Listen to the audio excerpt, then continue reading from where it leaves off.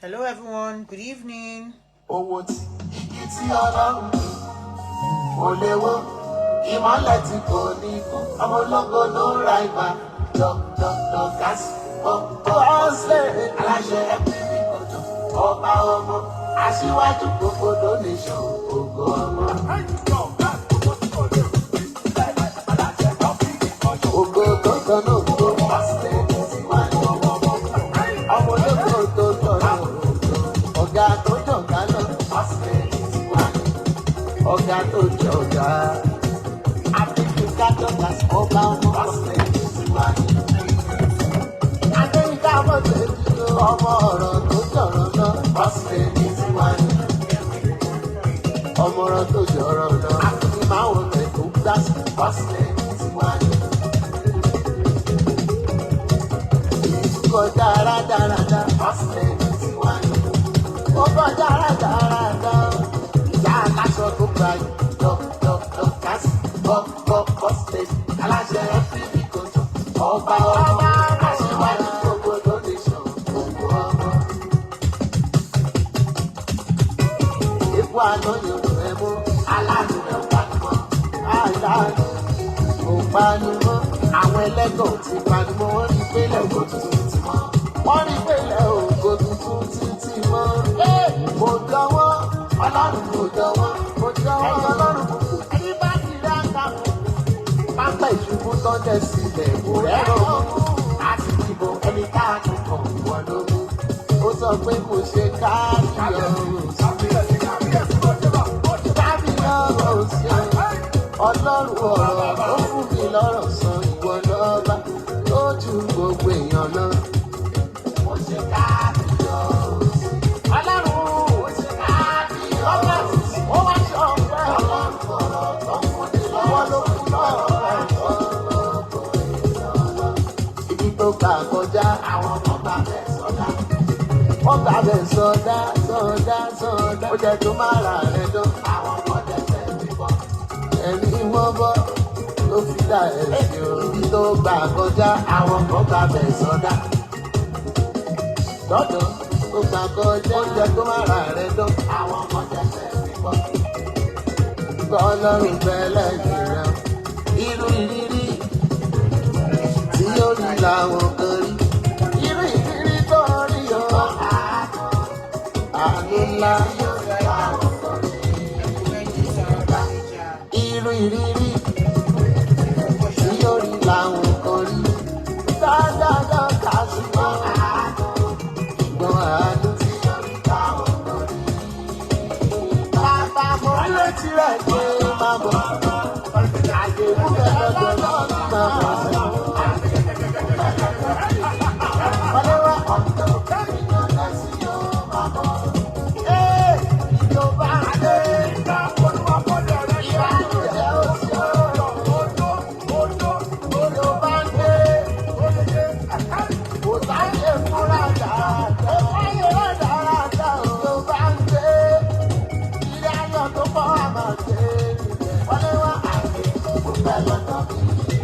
Àdéwà ìyọ̀ lẹ́sìn yóò máa bọ̀. Ọ̀lẹ ni yẹ́ o, aláàánú ló jaga ayé rẹ̀.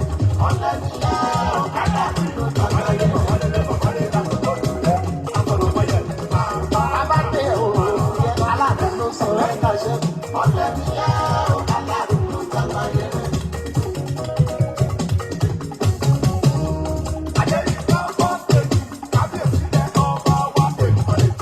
Ó ní pé kó má jàjọba.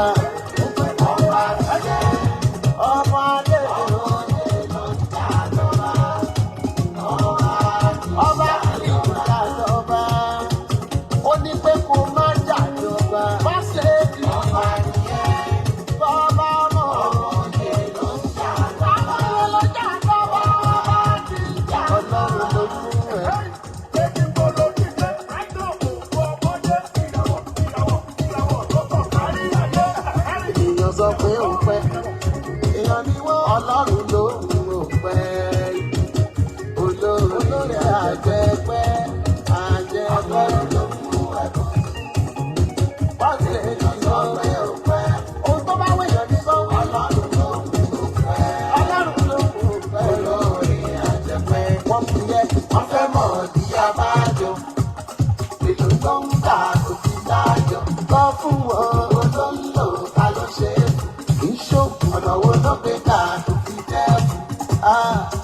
tọ́lọ́run ṣe ó jiná ló ń jẹ́ ayé sí.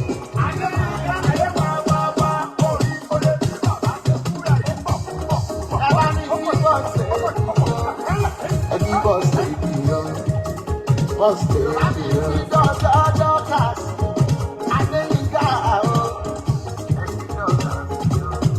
Àmà òyìnbó sọ́lá ẹni tó rí ìyáàánú. Ẹni tó ń pèsè pẹ́rù pẹ́kù lọ́lẹ̀ tó jẹ́ pípélé ló pèlè sí. Ìmọ́lẹ̀ yìí lọ alárùn lóòótọ́ ò lè kú. Aṣíwájú gbogbo ló lè ṣàn pátápátá. Dálájọ́ tó dá sí. Gbogbo ọmọ tá a lè sọ ológo ló ra ìbá o. Àmà òyìnbó sọ́lá. Ibi gíga aláàbẹ̀ rẹ ní gbogbo ìgbà. Lọ́lá ọlọ́run. Ọbẹ̀ tó lọ́rùn ṣe ojú náà ló ń jẹ́ àìsè ojú máa. Báwọn kan bá lulẹ̀, ìwọ ò ní lulẹ̀ òkè téńté. Àti fàyè rẹ sí ní òkè òkè téńté. Wọ́n ṣe kejì lulẹ̀.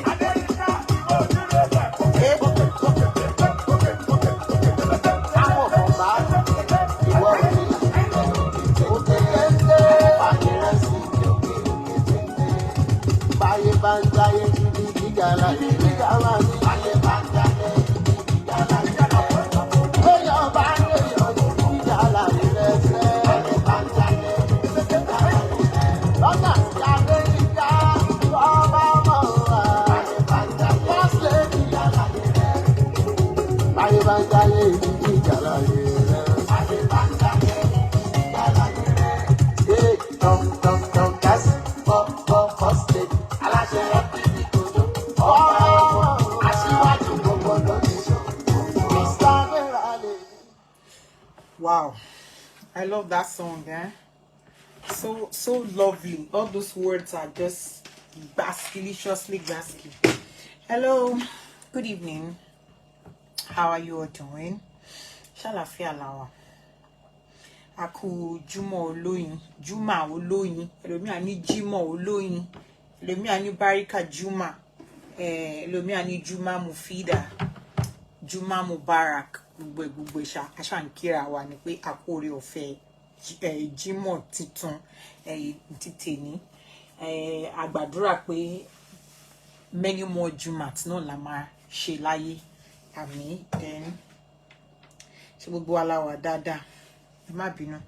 Ohun mi lè ṣe bákan ní èní. Ẹ ṣá bá mi gbà bẹ́ẹ̀. Ẹ bá mi gbà bẹ́ẹ̀ ní ìrọ̀lẹ́. Ìrọ̀lẹ́ ìní. Ṣóyé wa. Please help me to share the show. Help me to invite and help me to like. Let's come together and then, ẹ jẹ́ ká fọ̀rọ̀ jomitoro díẹ̀ lénìí. I try as much as possible to make this show very brief, so like 1 hour 30, and then I'm a lo shewa pa ṣàlàáfíà ní gbogbo wa wà, family wa ńkọ́, ọkọ ńkọ́, aya ńkọ́, àwọn nkún ńkọ́, yọ sí mi lálẹ́ ńkọ́, gbogbo ẹ̀. Yeah. Ẹ má gbàgbé bá mi share show, ẹ bá mi invite. So let me welcome you all one after the other. Mommy Juliana, good afternoon or good evening. Z-Best Glorious, yes, so how are you, ma? Parika Juma, Mommy Kafaya Salami, how are you? How's business? Oluwatoyin Adeniyi, hello, ma. I hope you're fine. Adeshola Okonlawon, hello, sis, good evening, how are you? Olori Shola Kasoma, good afternoon. Shawama Ajwanish, good afternoon. Mommy Adekemi Aderemi, good afternoon. Good afternoon. Ẹ má gbàgbé bá mi share show, ẹ bá mi invite, okay? Ká tó bẹ̀rẹ̀, ẹ̀yin náà tí mo usual practice wa, ẹ jẹ́ ká kọ́kọ́ fún àwọn tí ò tí ṣalábàápàdé GEC Cosmetics àbí tí ẹ bá ti patronize GEC Cosmetics, ẹ try as much as possible. Ẹ try product wọn.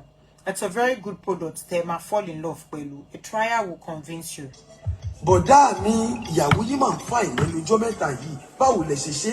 Kí láṣìírí ẹwà ìyàwó yín? Ẹ sọ fún mi, kémi náà sọ fún ìyàwó mi. bàbá ọkọ mi, ẹ má dààmú ara yín jìnnà. Ilé-iṣẹ́ Golden Eden Cosmetics làṣírí ẹwà mi. Ẹ wò, ibẹ̀ ni mo ti ra whitening face cream, whitening body lotion, whitening body scrub àti whitening bathing soap. Ṣẹ̀rí ìyàwó yín adúmáadán yẹn, àwọn náà máa nílò hot chocolate body lotion, hot chocolate face cream, hot chocolate scrub àti hot chocolate bathing soap. Ṣé caramel skin kit lẹ́fẹ́ ni tàbí student whitening kit? Wọ́n ń tà. Wọ́n máa ń ṣe steam bath, manicure, pedicure. Wọ́n tún máa ń ṣe àtúnṣe àwọ̀ ara látàrí ìjàmbá tí kẹ́míkà ti ṣe sí ara. Ilé-iṣẹ́ wọn wà ní Ọ̀rẹ́méjì Street, Ọbáwọlé by Bayo Hospital, Akinyele Close, number 6, Ìfàkọ̀jàyè, local government, nílé Èkó. WhatsApp number wọn ni +44 79 79 26 0453 tàbí 091 63 20 1327.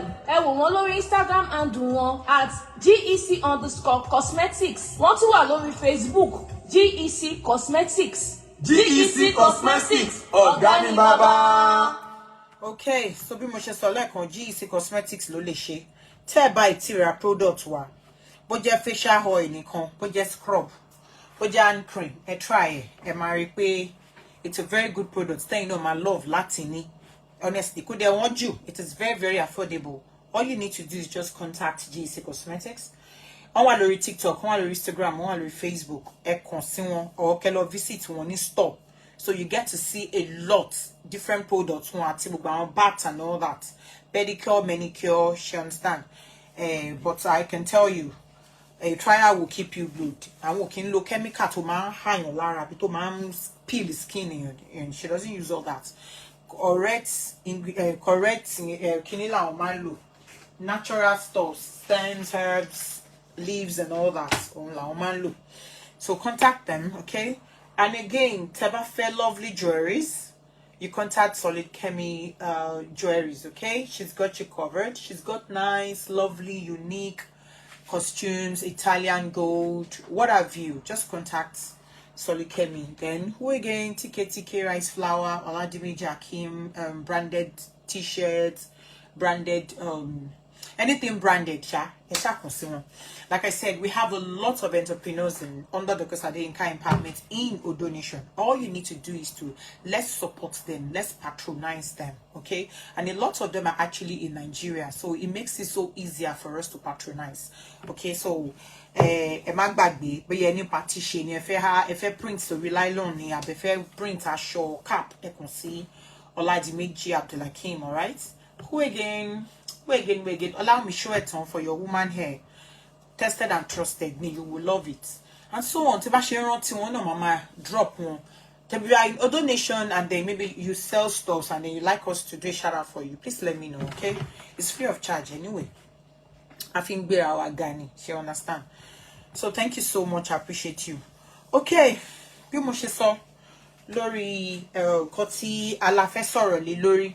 I'm sure by now gbogbo wa láti rí our news tí a ti gbé sórí walls wa, and I want to appreciate some of the Odosians that took their time to do to read and also to reshare. Some of us, we reshared it on our wall. Some of us, yes, we did a kind of update. Thank you so much. God bless you. Let's continue to create awareness, okay? Let us continue to share it. That's the only way we can participate and then show our love and support, in the cause of we seeking for justice. We love Dr. Sadeinka and we support her. It is not by money, okay? But she understand. Our news, all those stuff, so we can share it on our work. It cost to anything. Nobody is coming to check your profile. Nobody is going to all those ones are just lies. You're not defaming anybody if you share it on your wall, okay? So ebawa share, create awareness, put it in any group, tebawa. Let's share in a group here. Elomi one is so gbogbo profile elomi one like 10, 15 different groups. Put it in all those groups. Spread it, share it. And just how when you feel coffee more, because this is what is going on. Because more and Sarah reporter, I know some people one more or hello, I want me or them more. so bó ṣe ń rí ẹlòmíì believe pé kí ni níbo ní Nàìjíríà ṣó lè sue ní kíní kan ẹlòmíì ò understand but I pé most of we Nigerians we don't understand our rights. We don't even know what we can do and what we cannot do. Mi dẹ̀ ní blame wọn torí bí wọ́n ṣe structure ìlú wa ni tó jẹ́ pé k'Ọlọ́run ṣàánú ni. Oríṣiríṣi bendi òun ni ò jẹ́ kí a lot of us understand right wa àti nǹkan tá a lè ṣe tọ́rọ̀ bá rí bákan fún wa. She understand. So a máa sọ̀rọ̀ nípa Eleni Shoye, but please do not forget, as a lover and supporter of Dr. Adeyinka, please don't forget to share those links. If you can open the link and even screenshot the in Kotowa and Beke sorry war, it will be so lovely as well. You can do that. Okay, you can do that. Odushanimi, how you doing, ma? You can do that. All right, God bless you as you do so. Okay, so Lenny, pretty much sorry caption. I said justice is all we want, and it is no longer a news. Kí ni mo mean by it is no longer a news? It's no longer a news in the sense that yes, àti rí gbogbo kíní tó jáde lánàá, we've made it public. Okay, it's been made public to everybody, and anyone that loves to listen, that loves to read, or that is good in reading would have opened the link, read from head to toe, now understand what is there and why Dr. Adeyinka fit take his step in. You get. I'm not here today to start debunking any nonsense that anybody is saying. I don't care.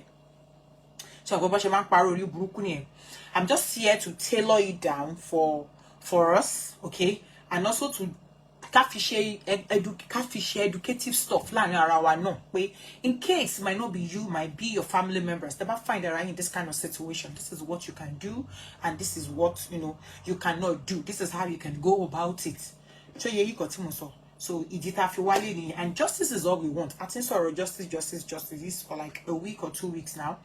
Okay, we can't have somebody ta fijo Yahudi to wan gbedi ejo bí a lè léyàn ta fi sí ipò gíga ní pé kó máa bá wa ṣọ́, kó máa bá wa ṣe àwọn adarí bá ṣe fẹ́ ṣe ìlú wa tó máa mọ́, tó máa free, tí gbogbo wa wà tí ni wa máa dùn, tá máa rìn, tá máa yan fanda, kó wá jẹ́ pé ní tá wá fi sí ipò yẹn gan ló wá ń ṣe kábàkàbà ọ̀bẹ òun la bá ìwà pálapàla lọ́wọ́ ẹ̀.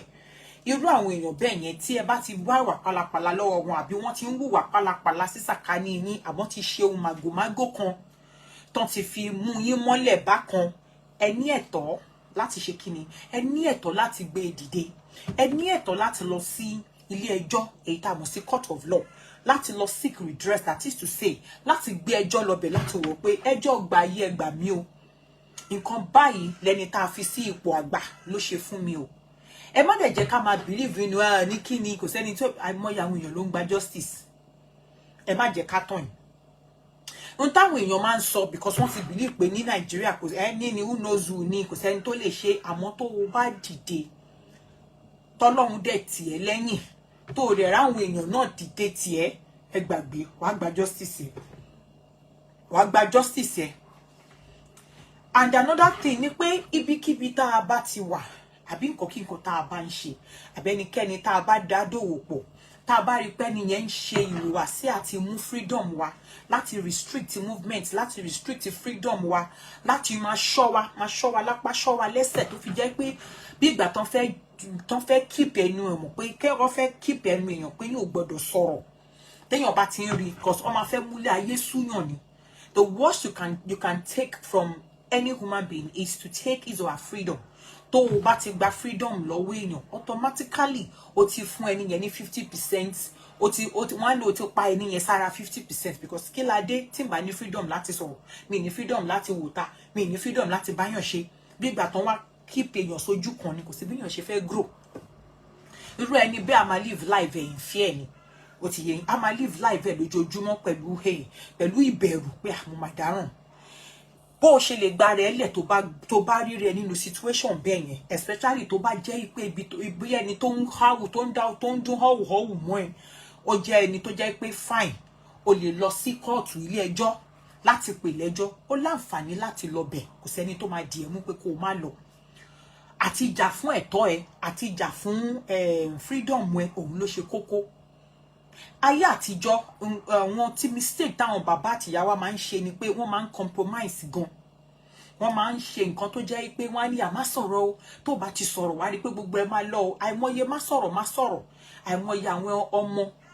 àìmọye àwọn ọmọ tó ti dolúndùn má sọ̀rọ̀ dákẹ́nu ẹ má sọ̀rọ̀ o ni wọ́n ti fi gba right lọ́wọ́ àwọn so many people Yorùbá náà dẹ̀ máa ń sọ tó ṣe bí òye wọ́n á ní mi ò lè wá kú kò lè jẹ́ kí ni kò lè jẹ́ oyè bàbá ilé bàbẹ̀ àbí bó ṣe sọ́kọ́ nìyẹn mi ò lè wá kú tẹ̀ ń rí yẹn kò ní lè jẹ́ oyè kankan nínú ilé bàbẹ̀ that is to say tó bá jẹ́ the type tó jẹ́ pé ibi tó yẹ kó ti dìde kó ti sọ̀rọ̀ kó ti gbẹ̀tọ́ ẹ kó ti jàfẹ́tọ́ ẹ tó bá jẹ́ the right tó máa pẹ́ wo mi ìfẹ́ wà lájàre wo jẹ́ máa lọ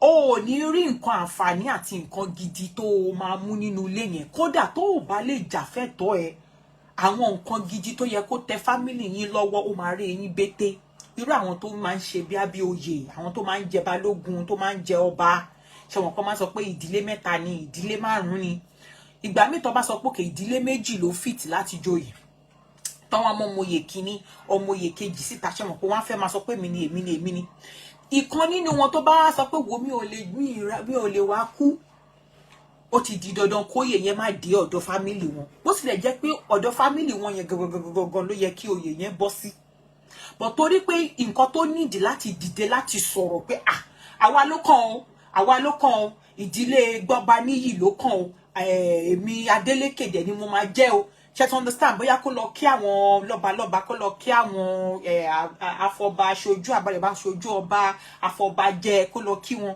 bọ́ á máa wò pé wo mi ò fẹ́ wà láàmì ò lè wá kú jàre àtún lọ kí wọ́n sìn wọ́n bá ní kinní ni ò bá ní joyè yẹn ìdílé igi kejì ìyẹn dẹ̀ ti ń ṣe kìràkìràkìrà wọ́n bá gbóyè fún yẹn wàrà sọ̀hún gangan ìdílé Adélékè gangan ló yẹ kán jẹ ọba yẹn ìtumọ̀ tó ṣe máa ń sọ pé mo lè wá kú kò lè joyè ìdílé wọn nìyẹn irú ẹ̀ ni tó o bá ti wà ní any situation tó o bá ti rí pé freedom ẹ wọ́n try láti curtail ẹ̀ that is to say wọ́n try láti mú ẹ mọ́lẹ̀ wọn fẹ́ jẹ́ o sọ̀rọ̀ wọn fẹ́ jẹ́ o mí síbẹ̀síbẹ̀ wọn ò dẹ̀ fi ẹ́ lọ́rùn sílẹ̀ á da ọmọ ìyá mi kó o lanu ẹ kó o sọ̀rọ̀ síta á da ọmọ ìyá mi ibikíbi tó o bá wà kó o lanu ẹ kó o sọ̀rọ̀ ó lè jẹ́ láàrin ìwà tọkọ ẹni ó lè jọ ń gàgé mọ́lẹ̀ tó ń fún ẹ emotional abuse emotional pain ká àmọ́ one way or the other ò fẹ́ sọ̀rọ̀ torí àwọn ìyá wa wà ní ilé ọkọ lọ́mọ ń gbé ayé àtijọ́ nìyẹn ó máa parẹ́ sílé ọkọ at the end of the day á fẹ́ lómi you understand what I'm trying to say but tó bá feel pé wàhálà yẹn pọ̀ movement ẹ wà restricted á dá kó o lanu síta kó o sọ̀rọ̀ káwọn èèyàn bá lè gbà ẹ́ torí tó o bá ṣẹnu ṣundu nǹkan wàhálà yẹn àti nǹkan tó wà lọ́rùn ẹ ó máa ṣẹnu ṣundu mọ́ ẹ ń bẹ̀ náà ní títí tó jẹ́ pé tó bá wá di worst àwọn èèyàn gan ló máa wá pè ẹ́ pé kí lòun wò tí kinní fi di wàhálà báyìí ṣé wọn káwọn èèyàn máa sọ kinní yẹn gan bí kan sọ pé èèyàn sì kí ó wá dé rẹ̀ mọ́lé pàtó ti wá fẹ́ kú tán ló wá gbéra àwọn ọmọ náà kí lòun wò títí bẹ́ẹ̀ ni gbogbo ọ̀rọ̀ tá à ń sọ bẹ́ẹ̀ ni gbogbo ọ̀rọ̀ ṣe rí now gbogbo atótónu tí mi ń sọ kí ni nǹkan tí mi ń try láti bring out fún yín tẹ́ ẹ bá rántí some days ago was it last week or upper week a ṣe conference kan níbi tá a ti sọ̀rọ̀ nípa justice is all we wanted and then Mọ́milọ́lá Ọdúnlámi how you doing ma a dẹ̀ sọ nínú conference yẹn a ní all we want is to delist Dr. Adeyinka's name from the wanted post ní orí Nigerian Police Force kí náà porúkọ ẹ̀ official pages whether Twitter ni o whether Instagram ni o whether Facebook ni o because nǹkan tẹ́ ní pé wọ́n declare wanted fún wọ́n ti free she's been cleared of all the charges in a normal parole in a normal setting tẹ́ bá gbé wanted jáde tẹ́ni tẹ́lẹ̀ wanted ti yọjú sí yín automatically ó yẹ kẹ́ update our general public tá ń bá yín wá bó ṣe yẹ kó rí ẹni yìí ti wá o a dẹ̀ ti ń ṣe investigation o a máa kàn sí yín o àbí bẹ́ẹ̀ kọ́ bó ṣe yẹ kó rí nìyẹn nígbà tẹ́lẹ̀ tí wá parí investigation nìyẹn tó jẹ́ pé gbogbo tẹ́ ẹ kàálẹ̀ tẹ́ ẹ kọ́lẹ̀ against Dr. Adeyinka ẹ ti clear kò jẹ̀bi òfin ẹ rí òfin kankan tẹ́ ẹ fi gbé lọ sí kí ló ń porúkọ ẹ̀ tẹ́ ẹ fẹ́ fi charge sí court kí ló yẹ kẹ́ ẹ ṣe under the law òfin náà ló tún sọ fún wa pé tẹ́ ẹ bá ti parí gbogbo ohun tó yẹ kẹ́ ẹ ti ṣe tán tẹ́ ẹ rí pé ẹni yóò jẹ̀bi ohun tó yẹ kẹ́ ẹ ṣe ni pé ẹ tún padà wá sí public ẹ tún wá ṣe update fún wa pé tọ́ lágbájá tá declare wanted lọ́jọ́ báyìí o a ti ṣe gbogbo investigation tó yẹ ká ṣe o a rí pé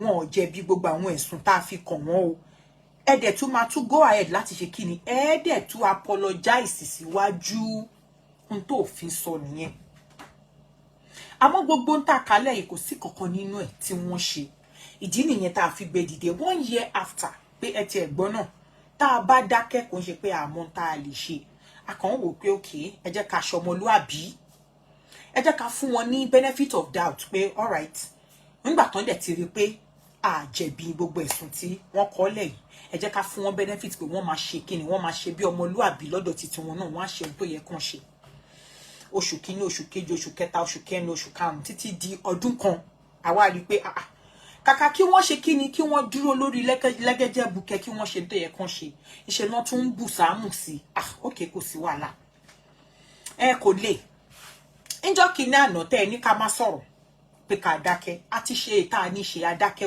ọdún kan àmọ́ nísìnyí ẹ jẹ́ ká sọ gbangba ẹ jẹ́ káwọn èèyàn bá wa gbọ́ ẹ jẹ́ káwọn sọmọrí àwọn èèyàn gidi ẹ jẹ́ kí wọ́n bá wa fetí gbọ́ ohun tó ń ṣẹlẹ̀ láàrin wa kán wá bá wa dá sí pé ṣé ó yẹ kẹ́ ẹ ṣe irú ẹ̀ ṣó yẹ kó rí bẹ́ẹ̀ àti pé ọ̀nà tẹ́ ẹ gbégbà ṣọ́nà tó yẹ kẹ́ ẹ gbégbà nìyẹn nínú ọ̀nà tó yọrantí tí wọ́n kọ́lẹ̀ nínú constitution gbogbo ẹ̀ náà ni làbájọ máa fẹ́ play conference tá a ṣe ní ọjọ́ sí ṣe mọ̀ pé mo ti play díẹ̀ fún yín bẹ́ẹ̀ máa fẹ́ kẹ́ ẹ gbọ́ gbogbo ọ̀rọ̀ tí wọ́n sọ ń bẹ̀ ká tó wá mú yín lọ sí átíkù tá a gbé jáde lánàá torí pé bí mo ṣe sọ tẹ́lẹ̀ pé tí ẹ bá ń wo tí ẹ bá wà conversant pẹ̀lú pages Dr. Adeyinka fúnra wọn pages tèmi pages Mọ́mì Aláyọ̀mí àtàwọn kọ̀ọ̀kan nínú donation pages sí Best and Co ẹ máa rí pé ìgbésẹ̀ kan ti lọ àti gbégbésẹ̀ kan ó yé yín ẹ máa rí pé àti gbégbésẹ̀ kan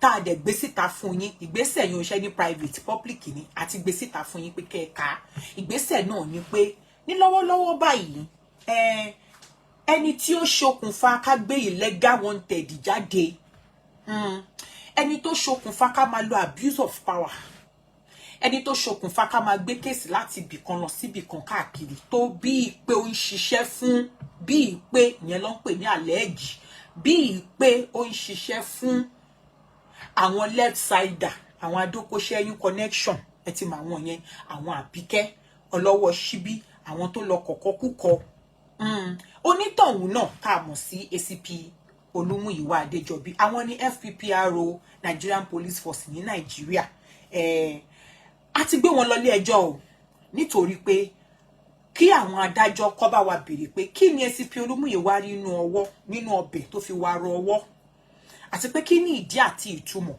kí ni tó fẹ́ gbà nínú ọ̀rọ̀ tó wà lẹ́yìn tó fi di pé alákọ̀ọ́kọ́ ìlẹ́gà ní gbogbo ohun tó ṣe pátápátá àti pé ńgbà tó dẹ̀ rí pé ọwọ́ òun ò já síbi tó fẹ́ kí ló dé tí ò tọwọ́ ọmọ rẹ̀ bọ́ṣọ kó dẹ̀ ṣe ohun tó yẹ kó ṣe ẹ jẹ́ ká gbọ́ conference yẹn káwa máa gbé lọ sí article tí a fẹ́ play. Leaders of civil society organization here present, members of Dr. Adeyinka Empowerment Foundation here present, ladies and gentlemen of the press.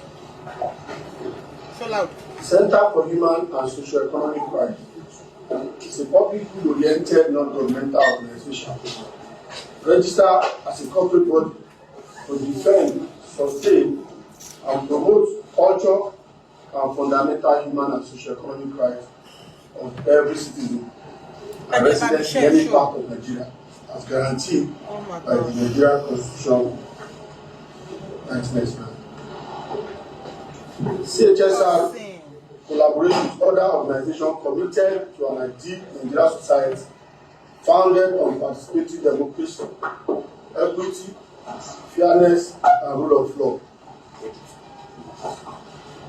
CHSR has worked with state and non-state actors, institutions, and stakeholders in communities and neighborhoods toward ensuring fairness, equity, justice, and harmony, with the view to curtailing violent indices and threats to public peace. In view of our activities above, and sequel to the mandate of CHSR and the overriding quest of civil society stakeholders to defend victims of abuse of human rights and to promote the cause of justice and peaceful coexistence in society. We are here today to update you on recent developments regarding Mrs. Dorcas Adeyinka, the founder and CEO of Dorcas Adeyinka Empowerment Foundation. Some of you will recall that sometimes last year, Sunday, 21st of July 2024, to be precise, we held a press conference at our Liberation Center office, intimating the public on alleged murder, police brutality, unlawful detention, and abuse of power, office power. Our demand that the IGP should be firm and resolute in curbing the action and inactions of his officers to avoid dragging the institution name into the mud. Based on the same also complaint letter we received from Dorcas Adeyinka Empowerment Foundation. Following a careful review of the complaint letter and our visit to the Nigerian Police Force Headquarters Abuja to meet with the IGP monitoring team in charge of the case, we were then informed by the team leader, DCP Elema, that the team has concluded their investigation and submitted its report to appropriate contact. That it was the office of the first PPRO that declared Dorcas Adeyinka wanted. Thank you. Tá bá ṣe ń play press conference yìí lọ, màá mú yín lọ sí article tẹ́rí tí ó jáde lánàá àti ìdí àti ìtumọ̀ tí ó fi jẹ́ pé ìgbésẹ̀ tá kọ́kọ́ gbé àbí lára ìgbésẹ̀ tá gbé òun ni pé ACP Olumuyiwa was charged to court. Yes, it's no news, it's no brainer, and that is how it is. Bó ṣe máa rí nìyẹn. Ẹ má jẹ́ kí anybody jáde kó wọn máa parọ́ orí burúkú kan fún yín. Àwọn tí ò lọ́pọlọ, àwọn tó jẹ́ pé ó lè ju jàǹdùkú òun ló wà lórí wọn nìyẹn. Tí ẹ bá listen sí nǹkan tí Comrade Alex sọ ń bí báyìí, kí ló sọ fún yín? The IGP unit tí wọ́n kọ́ mo ń bọ̀. Ẹ má bínú. Where's my pencil? Where's my pencil? Mo fẹ́ ṣe nǹkan kan fún yín. Mo fẹ́ fi nǹkan kan fi hàn yín ni. Let me remove this one. Tí ẹ bá wo wanted tí wọ́n gbé jáde tí wọ́n fi picture Dorcas Adeyinka sí. Ẹ rí pé kí ni wọ́n kọ síbẹ̀? Wanted by IGP monitoring unit. Àbí bẹ́ẹ̀ kọ́? Ṣebí ohun tó wà ńbẹ̀ nìyẹn. Monitoring unit yẹn gangan ni Mr. Alex sọ fún yín bí báyìí pé àwọn lọ sọ́fíìsì wọn ní last year pé okay kí ló ṣẹlẹ̀. Wọ́n wá ń sọ fáwọn pé àwọn ò declare Dorcas Adeyinka wanted.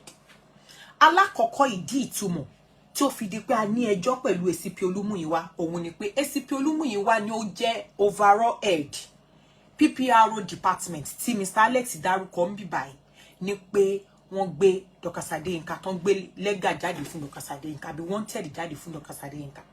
So ìbéèrè ni pé kí ni ìdí àti ìtumọ̀ tó fi jẹ́ pé PRO dìde on his own láti lọ declare èèyàn wanted.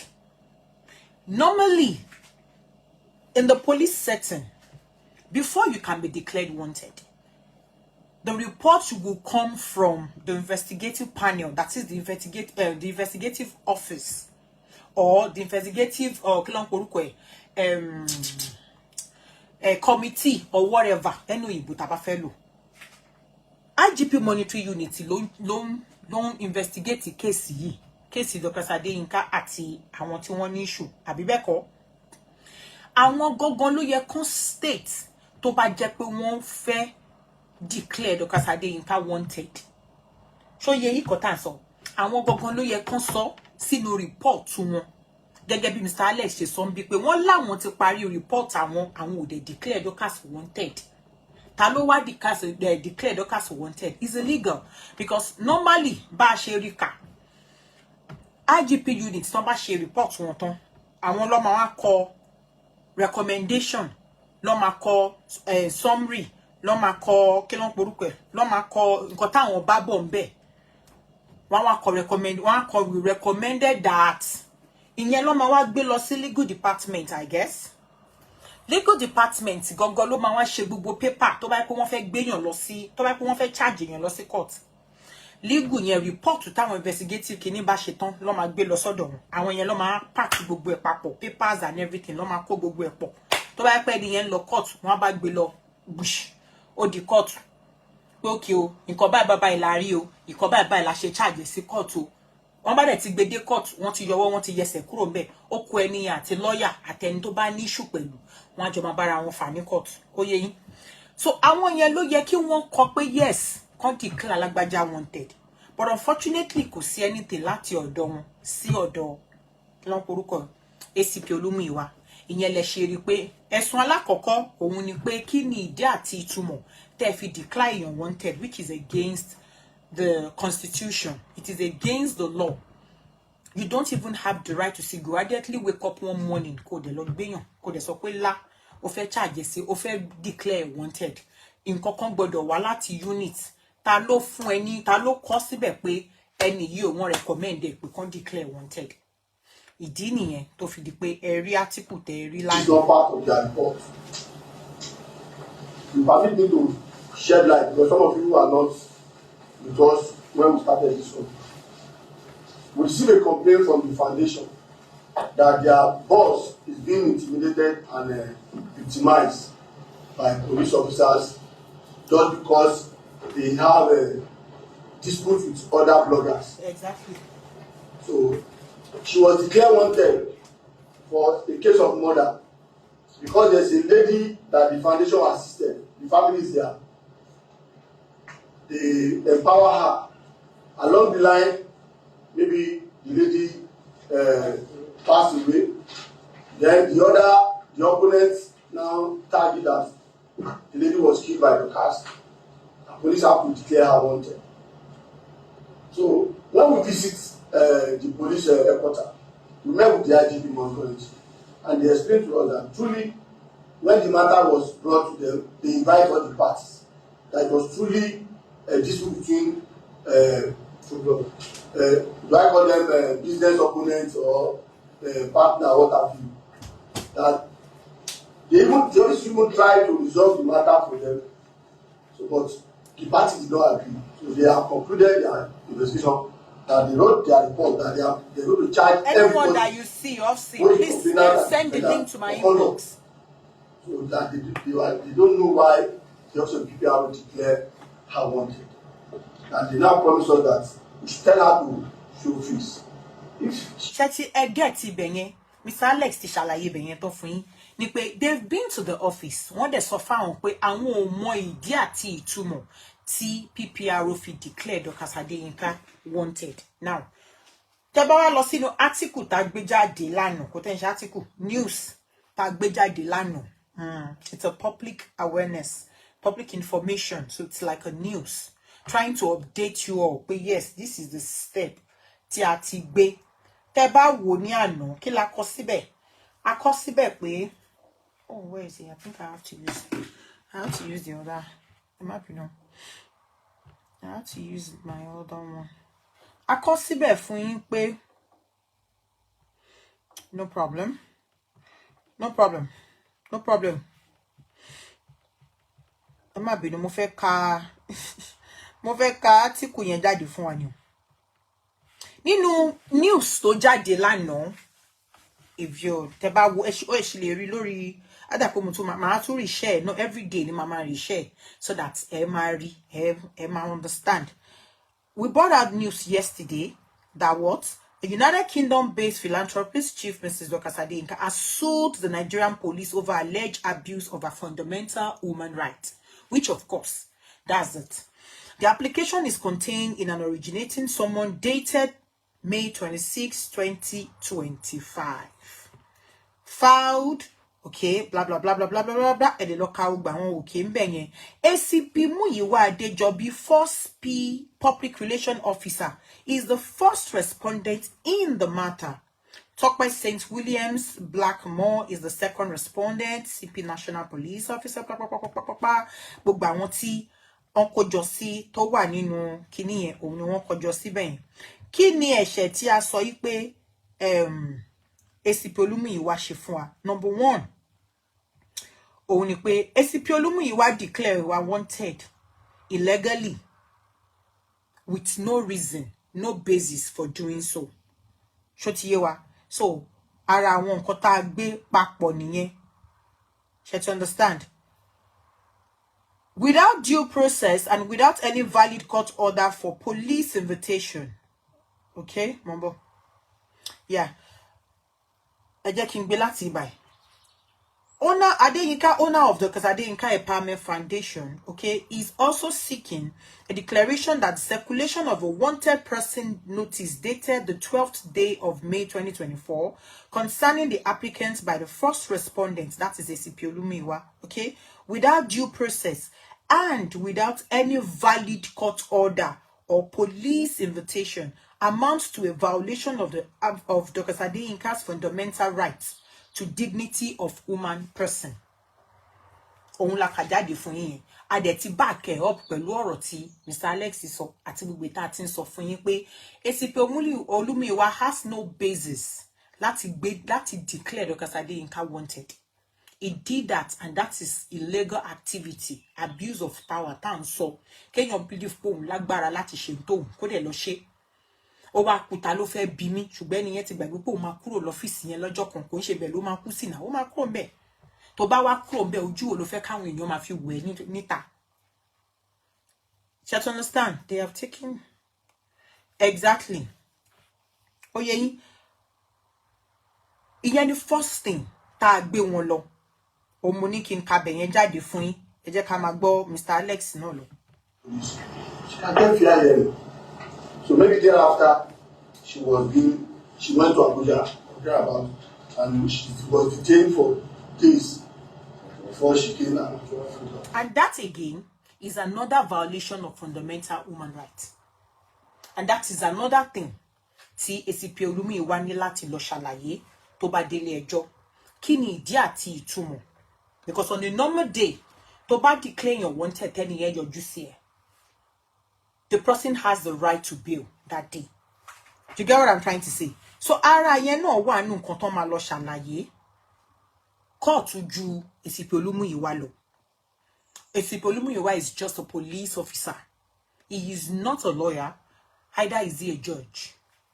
Whatever he does in his office doesn't concern or is not part of or is not even close to activities tó ń ṣẹlẹ̀ nínú court. He only has power and jurisdiction ní police station. His power police station ló mọ̀.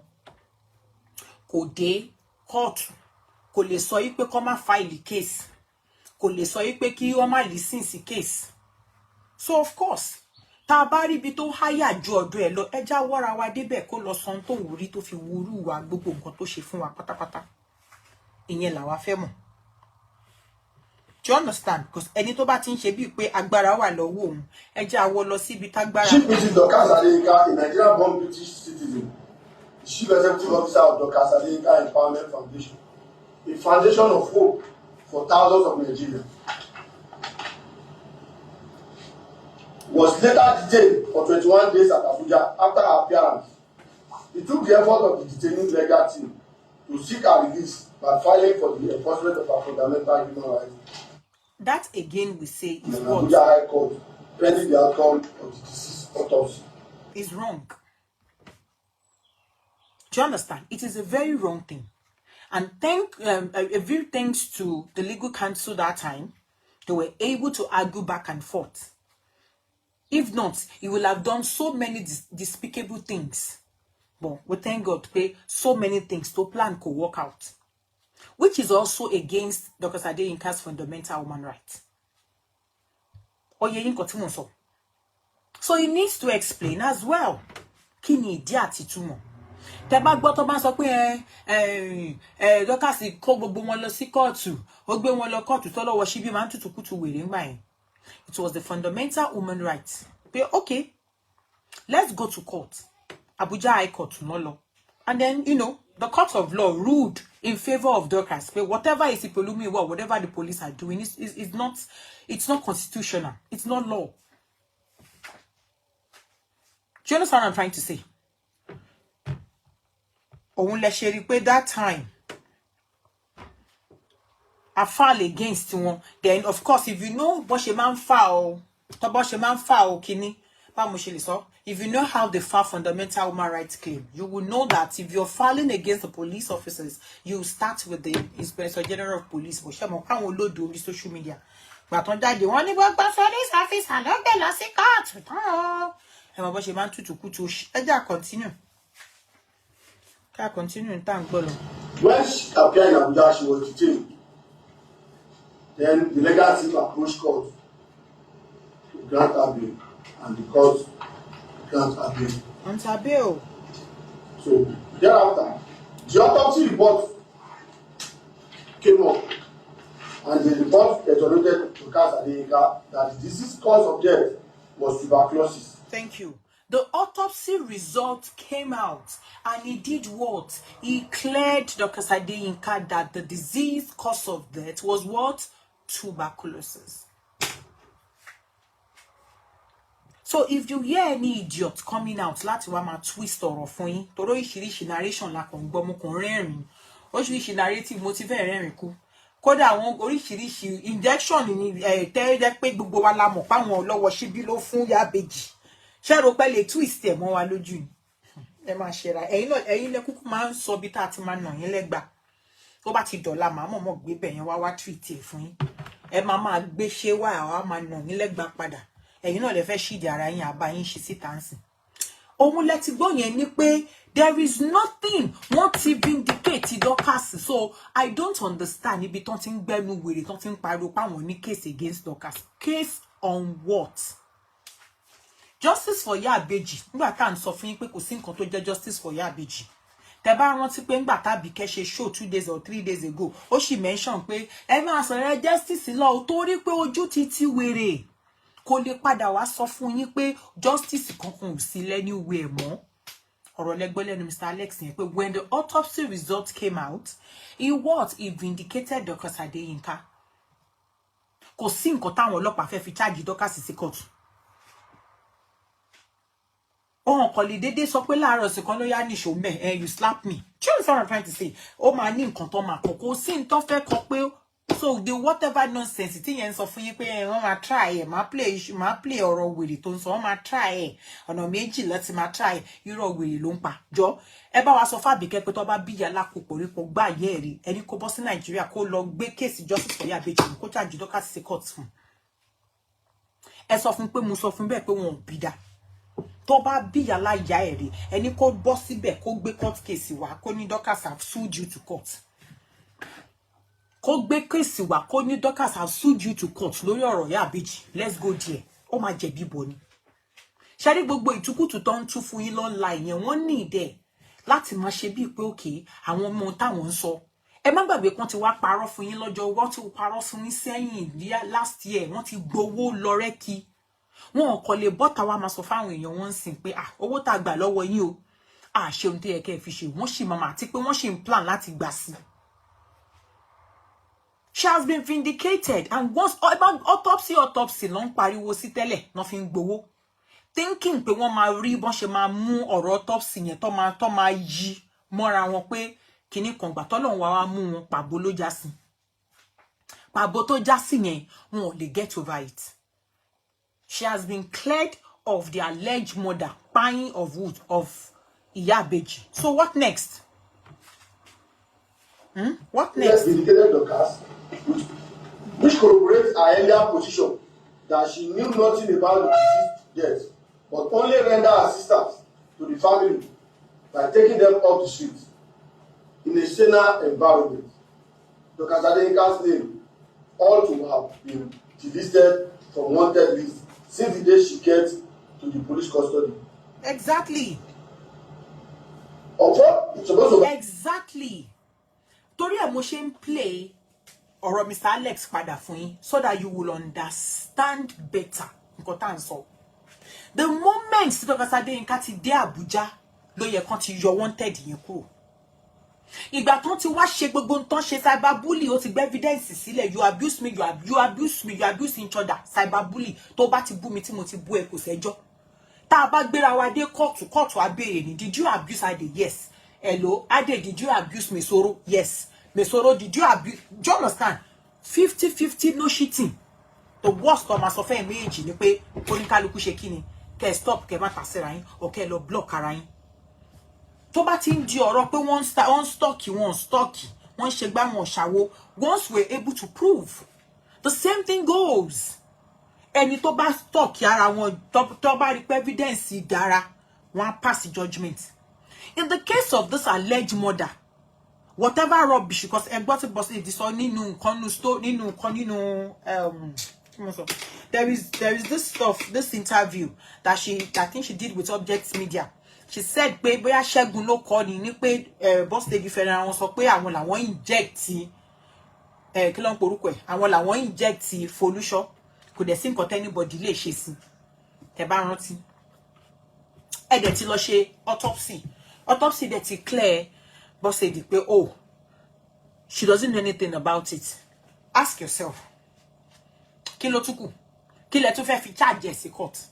Ṣé rí pé kò sọ pọlọ fún wọn mọ́? Òun lẹ gbọ́ tí Mr. Alex sọ yẹn pé ìgbà tí ẹ dẹ̀ ti ṣe gbogbo ntẹ́ fẹ́ ṣe yìí, the ACP should have removed the wanted post lórí kí ló ń porúkọ ẹ̀, MPF website, anywhere tó bá wà ó yẹ kán ti yọ kúrò. Àìmá yọ kúrò is a slap. It is against Dr. Adeyinka's fundamental human rights. It is against his own rule of Kinigon of office. It's like a glitch in his own office duties as well, because omungo ṣiṣẹ́ bó ṣe yẹ kó ṣe. Any 30 declare wanted to yọjú, cut to the demands, you remove it. If you're still putting it there, it means you're telling the general public pé any year ṣì wà. You didn't update the general public pé any yìí ti wá o, ẹ ti parí case tẹ́ fẹ́ ṣe o, ẹ rí nǹkan kan tẹ́ fẹ́ fi charge sí court o. And that is why we are here this year saying remove it. Remove it and do the needful. Show you. With compensation for maligning her name and character assassination. But instead, the police warned her and threatened her not to go public after the autopsy. Can you imagine? Now the question we are asking is, why did you tell her not to talk? Why did you tell Dr. Adeyinka not to talk? Why did you tell her to keep quiet? Scope Nigeria. If you see, a lot of people share by deal by police officers in Nigeria. A lot of people. And at the end of the day, don't fight away wow. To já ojú àwọn ọlọ́pàá tó wà ńbẹ̀ tán rí pé àwọn làwọn jẹ̀bi. Nǹkan tó máa ń sọ fáwọn people yẹn nìyẹn. Wọ́n ní ó yá kí now that we done it, we just advise you not to go public, let it go down. Do you understand what I'm trying to say? Bó ṣe máa ń ṣe nìyẹn. To tell you no. We are so me gan wọ́n lè sọ fún ẹ gan nínú office pé sorry about that, but don't worry, because wọ́n mọ̀ pa àwọn làwọn goof. Ibi tó bá ti goof wọn ní fẹ́ kẹ́ sọ síta. Wọ́n ní fẹ́ kẹ́ gbé ọ̀rọ̀ yẹn to the public, wọ́n ní fẹ́ káwọn èèyàn máa wà wọ́n pé ṣáwọn làwọn hùwà tí ò yẹ kán hù báyìí. Now when you know that you've got that mouth, you've told her not to talk, why don't you do what stops you from doing the needful? What stops you from removing the wanted post? You don't want her to talk. You don't want her to come to the public to say, guys, I've been cleared, kiniko. Yet you kept the wanted post. You kept it on the website as if it is fresh, as if it is new, as if you're still looking for her. So the question is, when do you think Pefe Yokuro Shefe feel less for life? Like, I don't get. She's been cleared of all the offenses. So how do you want to go? How do you tell the general public that you're looking for her for all this? When are you going to update the general public? Okay, as of today, she's been cleared of all the charges. She's free to walk around. She's free to move around in the society. When are you going to do that? Because so bad ibi tó jẹ́ pé ìlú tó ní òfin gidi. Tí Dorcas bá dé Nigeria tó bá rìn síbí tó rìn sọ́hùn, a máa rí 2 or 3 people tó máa harass ẹ. Are you not the one the police said they are looking for? Because it updates our general public, and it is dangerous. It is dangerous. She can't be seen in public like that. Anything can happen. Anything can happen. And that is what we're saying. Remove the wanted post. Ẹlòmíì, ẹ mọ̀ pé some of us have the issue. Any issue reading. Some of us don't read. Ẹlòmíì tó bá kọ rí nǹkan báyìí kò ní farabalẹ̀ kà pé kí ló wà ńbẹ̀. Tẹ́lòmíì bá rí post yẹn lénìí nsìn. Bóyá àwọn idiot àwọn ọmọ màlúù àṣírí tó máa ń post kíní káàkiri yẹn. Olóṣì wọn ti repost ẹ̀. Ẹlòmíì wá rí. Ṣé mọ̀ pé ènìyàn ò ní kà pé last year lélẹ́yìí. Bó ṣe rí báyìí tó sọ pé wanted báyìí, wanted yẹn nìkan ló máa rí. A wò pé àmọ́ mẹ́ni yìí mo ṣì rí lọ́dà, mo rí ní Lẹ́kì gbà tó wá rajà ní Johnston ní supermarket yẹn. Irú ẹ̀ for instance tó bá fẹ́ ba gbogbo ẹ̀jẹ̀ kó wá lọ fi if sin 1 million naira cash. I'm telling you, because Adéyínká ò gbọ́dọ̀ rìn lásán, kò gbọ́dọ̀ rìn ta. Bí èèyàn mẹ́wàá ló máa ra gàbó, ó yá, àjọ lọ station ni. Torí bounty tán fi lé lórí, of which she's been cleared of all the offenses. So that is what we are saying. When will ACP Olumuyiwa, when will he do the needful?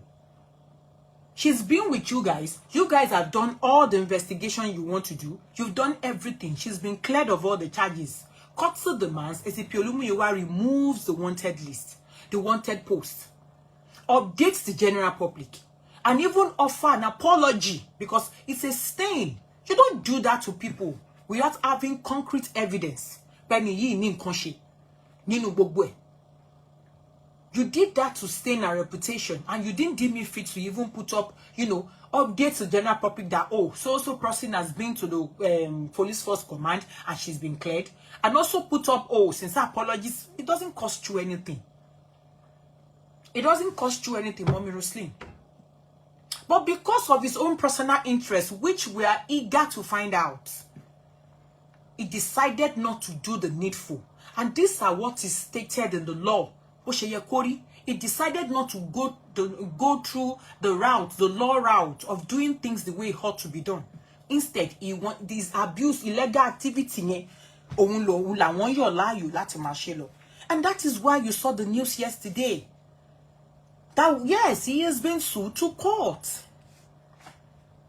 So the bataba de bele ejo ajo lo tebu e sile tebu ti e kin tebu temi je ko ba wa fofin wo pe gba wa de o kí ló fin sọ nípa ke declare yan illegally o kí ló tún sọ nípa tá bá débẹ̀ tá ti rí pé a ti free kí ló yẹ ke ṣe.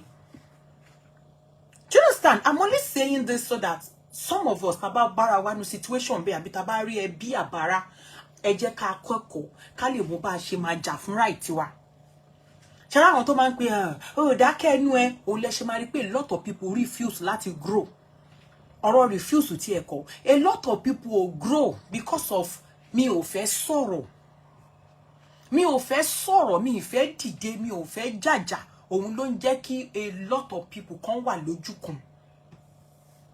Wọ́n dẹ̀ máa ra àwọn tó kù wọn tó ń ṣoríire àmọ́ torí aléyàn kan níbi kan tó ń ranjú mọ́ wọn pé tó bá dún pẹ́kẹ́ tí ẹ báyìí ẹnìyàn á dẹ̀ wà ń bẹ̀ á dẹ̀ máa pòfó ń bẹ̀ kò dẹ̀ ní lè sọ̀rọ̀. Ìyẹn ló ń pè ní suffering and smiling, suffer in silence.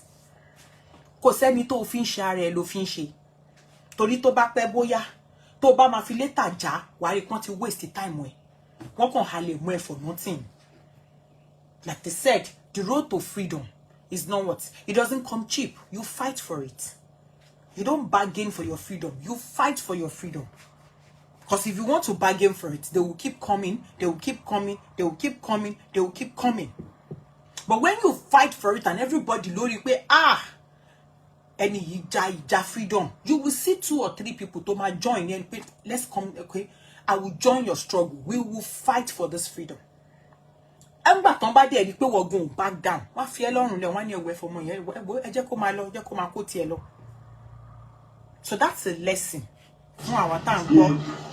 The beauty of it was that when the report was read, we were all there at Abuja, at the RRT office, and the officer that read the report warned all the parties that report must not be promoted on social media. When they read the report, they said they want all the parties Becky results in kó má wà promoted on social media. But ṣé rántí pé ìjọ́ kejì lọ́dọ̀ Ṣíbí wá tó wá ṣe show fún wa. Ṣé bá rántí?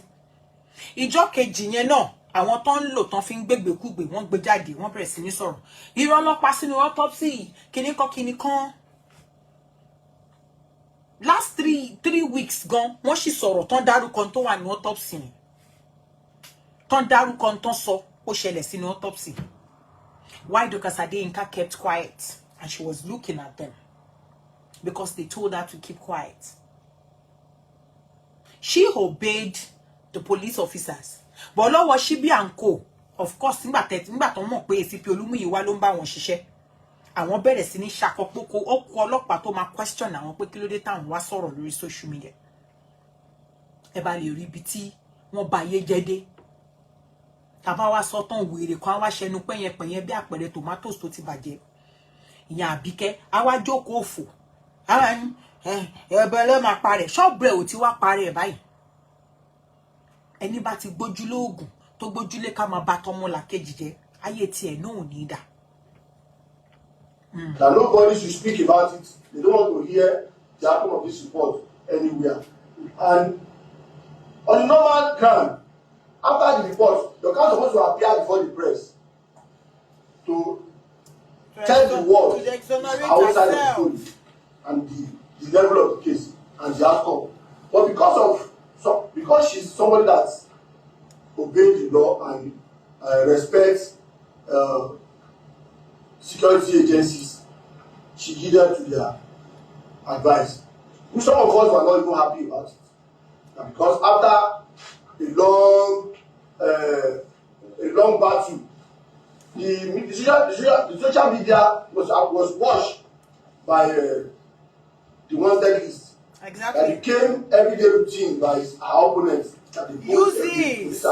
Tẹ́ bá ṣì lọ sórí page àwọn olórí burúkú wọ̀nyí wọ́n ṣì ń rí share wanted yẹn.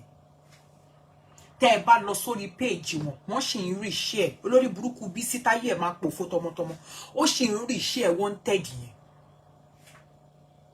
And honestly speaking, immediately tán parí gbogbo wàhálà yìí l'Abuja. Honestly speaking, ó yẹ kí Dorcas Adeyinka ṣe press conference. AIT, TVC, MITV, everybody, ó yẹ kó wá torí gbogbo wọn ló kéde ní pé wọ́n ń wá Dorcas Adeyinka ńgbà yẹn. Kódà Brekete sọ, gbogbo àwọn local station yẹn wọ́n sọ. Gbogbo àwọn ìgbèríko news wọ́n sọ. So, bó ṣe parí gbogbo ẹ̀yẹn, she ought to come out as well and say, okay, call all of them together and say, well, everything has been cleared. Do you understand what I'm trying to say? That's what she should have done last year. But because they told her, don't worry, you don't need to go to the public. Torí pé wọ́n fẹ́ fi cover goof wọ́n fẹ́ fi cover goof ACP Olúmúyìwá because he goofed. On no account should he have declared Dorcas Adeyinka wanted in the first case. On no account should he have said, okay, Dorcas, I'm going to detain you, blah, blah, blah, blah, blah, in the first case. Do you understand what I'm trying to say? So they knew this person, they goof big time. They now told her to keep quiet, that she should not talk. And she about to say, okay, she said, okay, what's the problem? Check him out, sorry. But do the needful. And she kept quiet for good 1 year. Some of them use it as a profile picture. Exactly. And they used it for good 1 year. She kept quiet. One would think that normal. Then you guys should do the needful. If I'm not talking, then you all should do the needful. Go to the platform, remove the wanted post. Put up an update on the press conference or whatever. Put up an update on your site. Secret to put the wanted stuff. This is to inform the general public that Dorcas Adeyinka has been to the office and after investigation she has been cleared of all the charges. She's free. Do you understand? She's free to walk around. Simple. And he's been adamant and I don't understand why he's been stubborn and edgy to do it. The question is, kidney continue Dorcas Adeyinka gba lọ́wọ́ ACP Olúmúyìwá gogo. Kí lè ACP Olúmúyìwá fẹ́ gogo. Ìbéèrè tá ń béèrè nìyẹn. And that is why you saw the news we posted yesterday that he has been sued to court. So I'm just breaking this down little by little for all of us so that I understand ìdí àti ìtumọ̀. Because tẹ́ bá ń gbọ́rọ̀ àwọn wèrè tó ń tutukutu níta, wọ́n kàn máa dá gbogbo ẹ̀pọ̀ ni. Ṣé wèrè kú ni wọ́n, especially wèrè best scholar tí ò mọ̀ nǹkankan. Man yẹn tí ń bá wa lọ wa bọ̀, ó dà pé clerk ó ti ṣiṣẹ́ clerk rí, ó ti ṣiṣẹ́ àwọn court ẹjọ́ tó kàn ní ẹjọ́ 2.7 ó dà bẹ́ẹ̀ torí tóun bá fẹ́ sọ̀rọ̀ ó máa ń gbé ọ̀rọ̀ ó máa ń da gbogbo ẹ̀ pọ̀ ni ṣóyè ikọ̀ tí mo sọ ẹja máa gbọ́ lọ. Ordinarily, immediately police get her in their custody, they supposed to have delisted or they supposed to have been people have announced to the public. Exactly. There's also a person that will declare wanted is now in our custody. For over 21 days, she spent in their detention. They did not make any statement that they are. And the report came out again, he said she should not publicize it. Not publicize it again. For us, it's not ideal. Surprisingly, Chief Mrs. Dorcas Adenika alleged that till this moment, the 4th BPR of Esipimuyiwa Adejobi is yet to flag down her name from the wanted list. That her opponents are still using it against her on social media and also having her account being frozen by the Nigerian police force. Though we are reliably informed that Dorcas Adenika legal team have dragged Esipimuyiwa Adejobi and one officer Tope St. Williams before the Chairman Police Service Commission with a petition letter dated Friday 9th May 2025. Our submission. CHSR as a reputable organization humbly appeal to the IGP office and person to, as a matter of urgency, in the interest of fair hearing and justice, delete Dorcas Adenika name from the wanted list and also unfreeze her account for how to operate legally. Because that's another case. Torí tó bá ń rojọ́ fún yín wọn kì í ṣe wọ́n pọ́ máa ń fẹ́ sọ̀rọ̀ bíi pé èyí kí ni ṣe kí ni this is the problem I have with you, come on, give it to them. That is another thing. Freezing our account on what basis? You can't just wake up one morning and write a letter to a bank telling them to freeze account on what basis? This is someone that you declared wanted illegally at first. She got to the place, you decided you wanted to detain her just because pé àwọn wèrè kan sọ pé you know ẹ ṣe báyìí fún wa. Unfortunately, ibi tẹ́ ẹ fẹ́ kó lọ yẹn Ọlọ́run ò gbà fún yín. You now wanted to use your own power, but God did not allow you. Àbí bẹ́ẹ̀ kọ́, God did not allow you. You now felt, oh, kí ni mo fẹ́ ṣe? After the whole case from one, you know, Dorcas Adenika had an interview with Object Media. She said they took her from one department, they took the case. They took the case to another department. She's free. They took the case to another department. When she said she's free, they took the case to another department. Torí pé Esipiolumiyiwa ṣá ń wá ibi tó máa ti sọ pé she's guilty. Then they will now say they will charge her to court. But every gbogbo department tí wọ́n dé Ọlọ́run ṣe kíni Ọlọ́run ṣiṣẹ́ ọwọ́ ẹ̀. Ọlọ́run gbé Dorcas Adéyínká kó àwọn ọ́físà rẹ̀, àwọn ọ́físà gidi, àwọn tó jẹ́ professional officer tó kì í ṣe oníjẹkújẹ bí Esipiolumiyiwa. Torí tí ó bá ṣe bẹ́ẹ̀ ni a ṣì ń wá kíni ìdí àti ìtumọ̀ tó fi wúrú wà burúkú bẹ́ẹ̀ yẹn. Do you understand what I'm trying to say? She was not guilty of all the offenses tí wọ́n kọjọ. She was cleared. Ìyẹn ò tún wá tó Esipiolumiyiwa o. The next thing tó tún wá ṣe recently, wá lọ freeze account. Freeze account on what basis? That is another what? Abuse of power, illegal activities. Tẹ́ bá ka news tá gbé jáde lánàá. A sọ fún yín, a sọ fún yín pé the council also wants a declaration that the freezing or blocking of the applicant's personal and organizational bank accounts by a third respondent without a valid court order is unlawful, illegal, and a breach of the applicant's right to own property and right to fair hearing. Exactly. Kó tó lè freeze any account, you need a court order. You can't just wake up one morning and then call a bank and say freeze the account. You need a court order.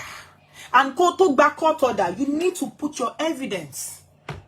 Court order is not something you just wake up one morning and say, oh yeah, Abuja High Court, Abuja Magistrate Court, give me court order. No.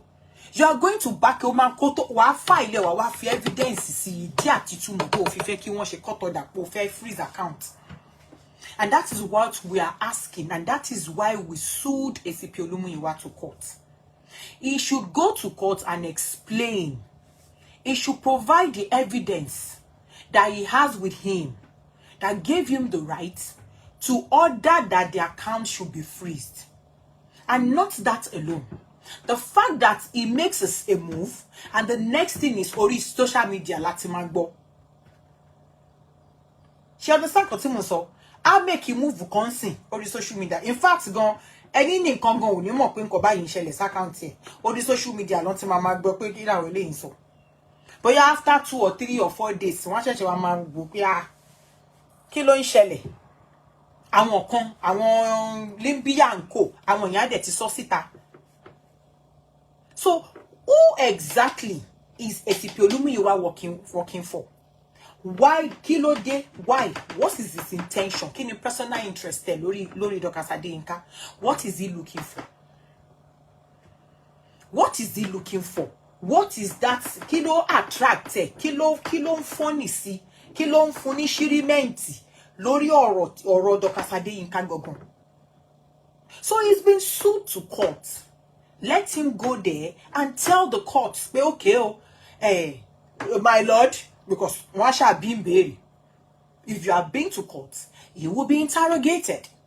So I will ask, and I trust our legal counsel now. He must provide evidence. Excuse me, on so dates that you blocked the account on your instruction. What happened? So he should give us, but your competition against any.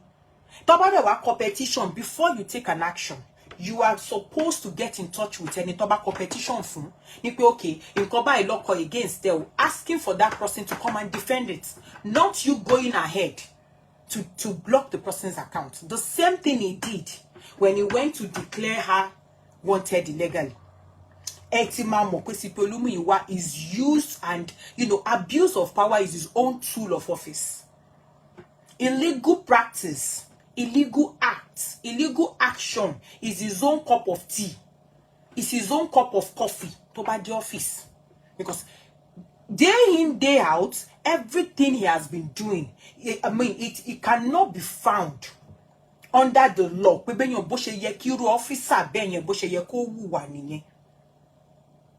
Illegal office, abuse of power, come and rain your jet, come and shake, come and intimidate, come and threaten, come and humiliate, which is a no. The court is no respecter of anyone. So let us go there.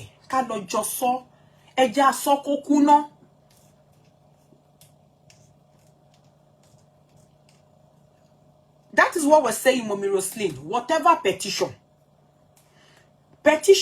is not enough to freeze an account. Petition is not enough. You need a court order to freeze it. You need a court order to freeze account, especially if it's coming from any security agency. You need it. It's not petition.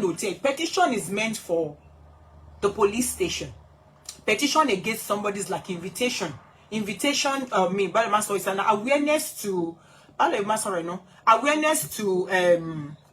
officers that irun koba yin shele citizen abibeko.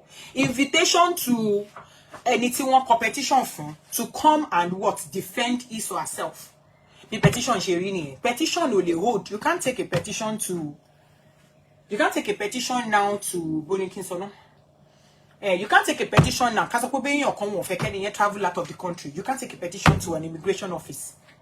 No, they will not. Petition is mainly for the police. It is written by a citizen to ban issue against a particular firm, organization, or it's like a paper where you write your complaints and then you're giving it to the officers to investigate for you, telling them there is a case or there is something bothering you that you want them to do what? You want them to act on your behalf. That's it. A court order gangan, òun ló wá fún ẹ ní right, ló fún ọlọ́pàá ní right. Lẹ́yìn tí wọ́n bá ṣe nǹkan tán ṣe tán wá kọ pé okay, this is it o. we need the account to be freezed. One was so reason táwọn ṣe sọ pé account yẹn máa freeze lélẹ́yìí o.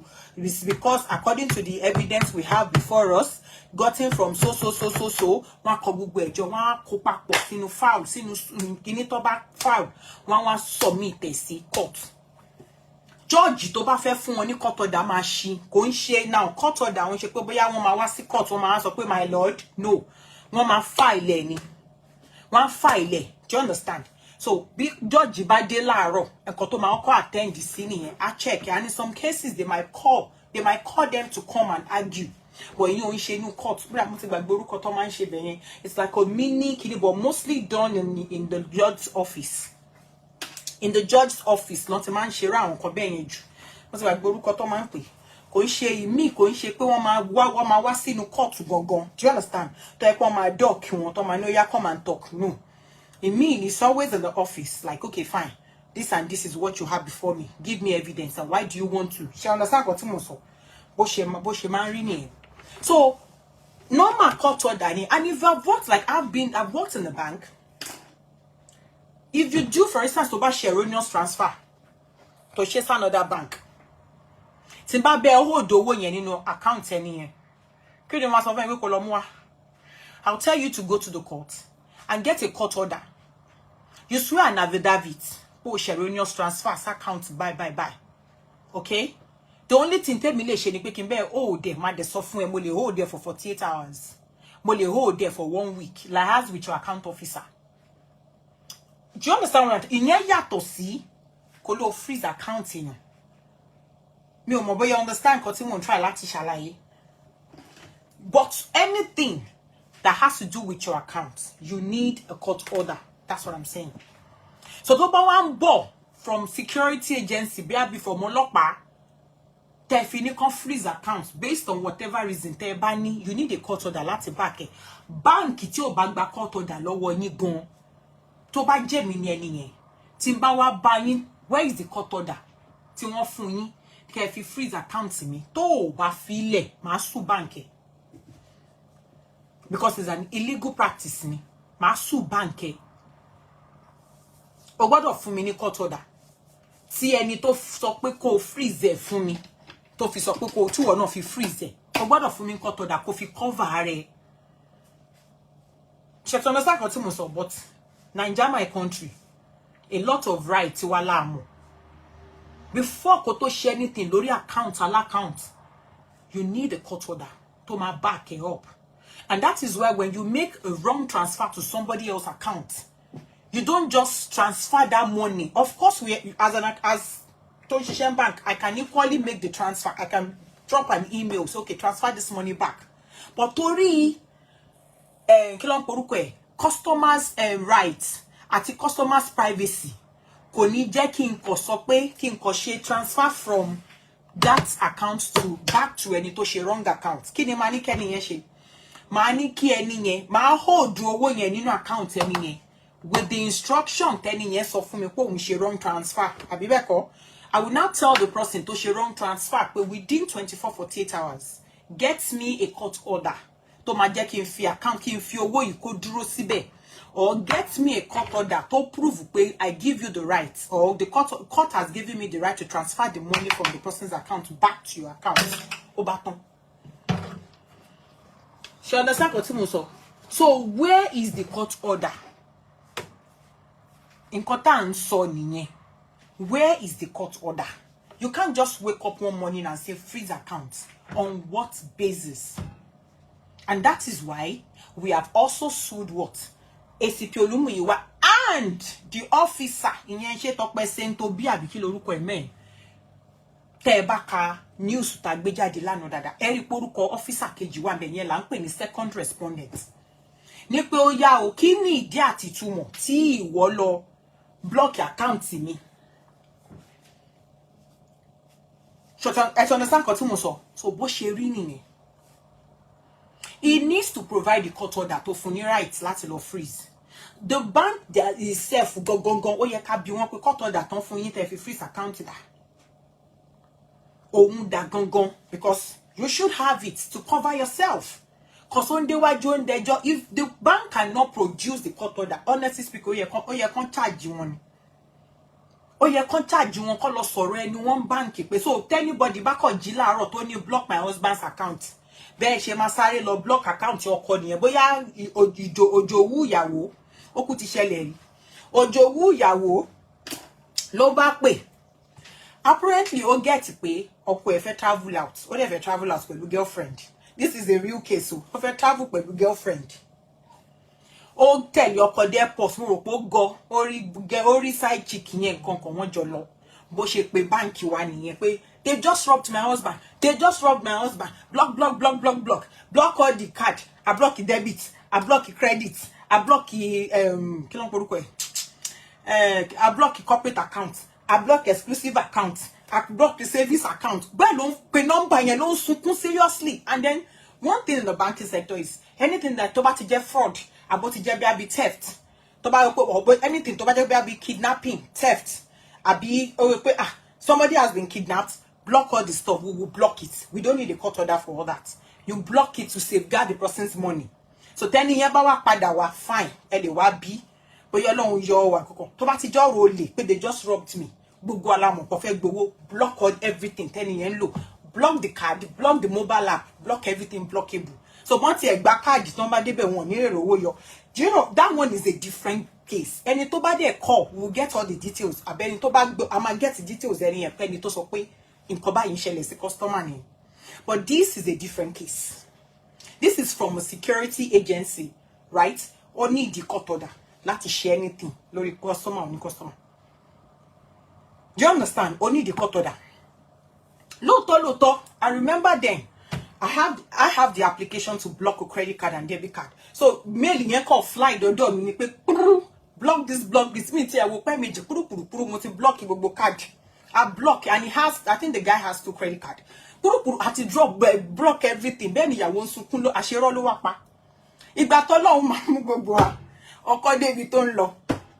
Ló bá fẹ́ sanwó hòtẹ́ẹ̀lì ní káàdì bá ní kó rọra ma swipe o. Eré. Of course, o ma pe bank. Excuse me. My card is not working. Kí ló ṣẹlẹ̀? La bá ní hello sir. Ṣé bó ní wọ́n jà yín lólè. Yẹn má ní jata ni lólè. Nta gbọ́ nìyẹn ìyàwó yín ló jà yín lólè o. You know, back and forth. We had to quickly raise another card for him because he's a very strong customer.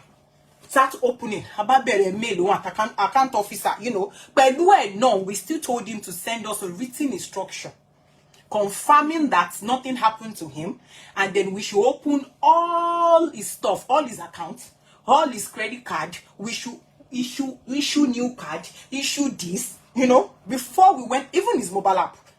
He did everything, sent us passports, you know, we now had to, all those ones, I'm just trying to give you this for you to know, we could totally share anything, Lori, customers' accounts. Because of because of that stuff, customer to sign Pelu Bank. Total privacy and total right. O me sọ pé báǹkì tó ń lò yẹn gan tí ó bá ti lè provide the court order tó ń gbélé lọ́wọ́ tó fi ṣiṣẹ́ yẹn, ó yẹ kán sue báǹkì yẹn fún rẹ̀ ní orí ẹ̀ ti dàrú. You should have collected everything tó máa fi back ara tiẹ̀ náà up. Do you understand? Just like we collected the written instruction àgbà lọ́wọ́ ìyàwó náà, because that was what we sent to him. Pé ó dẹ̀ confirm pé this is my wife. Ó confirm me pé yes, ìyàwó mi rèé. Ó dẹ̀ yẹn la fi gbọ́ tó fi sọ pé má dá lóhùn. Ó ń jowú ni. Some ladies are mad. Oh, jowú títí pé ká má dá lóhùn. Pẹ̀lú ẹ̀gan àṣìṣe video, we did video call, but just to be sure pé, you know, that person òun là ń bá sọ̀rọ̀. Ká tó go ahead láti lọ ṣí gbogbo account ẹ̀, gbogbo debit card, credit card tá ti ṣe, we have to issue another one. We have to accelerate 3 days for credit card, debit card, debit card ready in 1 day. Do you understand? If it told debit card ready in 1 day, DHL gbé ọ̀rọ̀ tá sọ, because it was really mad where he is. But that pé thank God pé girlfriend there, no, that pé yẹn ló ń ṣòwò. Ọ̀rọ̀ yẹn ò dẹrùn rárá. But ìkọ́ tí mo fẹ́ fàyọ ni pé before ká tó ṣe anything pa fẹ́ ṣe account àbá fẹ́ close account gan àgbà written instruction. So written instruction yẹn la wá dúró lé ní ó fi lè ṣe anything, because Kani, we didn't collect a written instruction from his wife. We didn't collect like a verbal instruction as well from his wife. We didn't do a kind of stay man. We didn't snap her. Nígbà tó kẹjọ wá sínú báǹkì tó ń sunkún yọ̀bọ̀yọ̀bọ̀. If we didn't get all that, the man has the right to sue the bank for blocking his account, blocking all his card, you know, without we listening to, I've been hearing from him. Because of when we can't say we want to call him and find out, because somebody is saying we should block this. Just what I'm trying to say. Because anything that has to do with Oli, kidnapping, automatic by blocking me, abi automatic sunkún by blocking me. Wa kọ́kọ́ block e lọ́nà o ti fẹ́ gbọ́ nǹkan kan. Later, bí Ọlọ́run máa wá ṣe ẹni yẹn máa kó rẹ̀ yọ. Then you now be her. Okay, we've done that. You know, I've been in the situation that mo de account account like one then kó owó yẹn lọ. One then yo e mo ko ma kó owó kan ma kí ma wo DB pool by kó owó yẹn ba ṣe fún debit. Owó mi ń gbọ́n join. Debit wọ́n fa owó yẹn lọ ni. Thank God I have the application pa.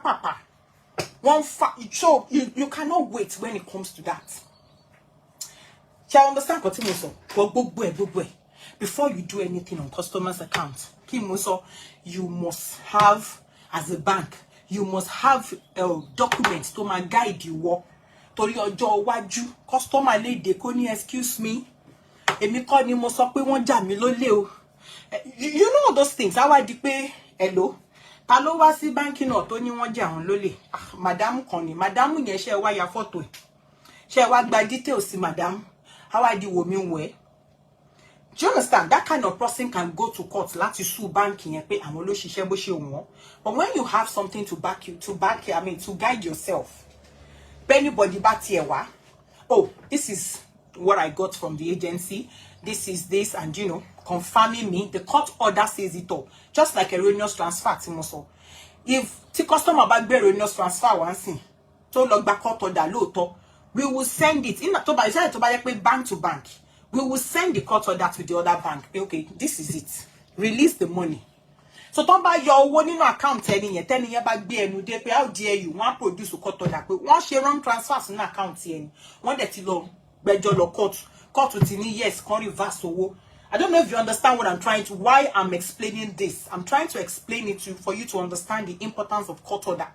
Emotion try lati so and cases where bank man go ahead lati shen but they will still ask you to provide so many things to cover themselves.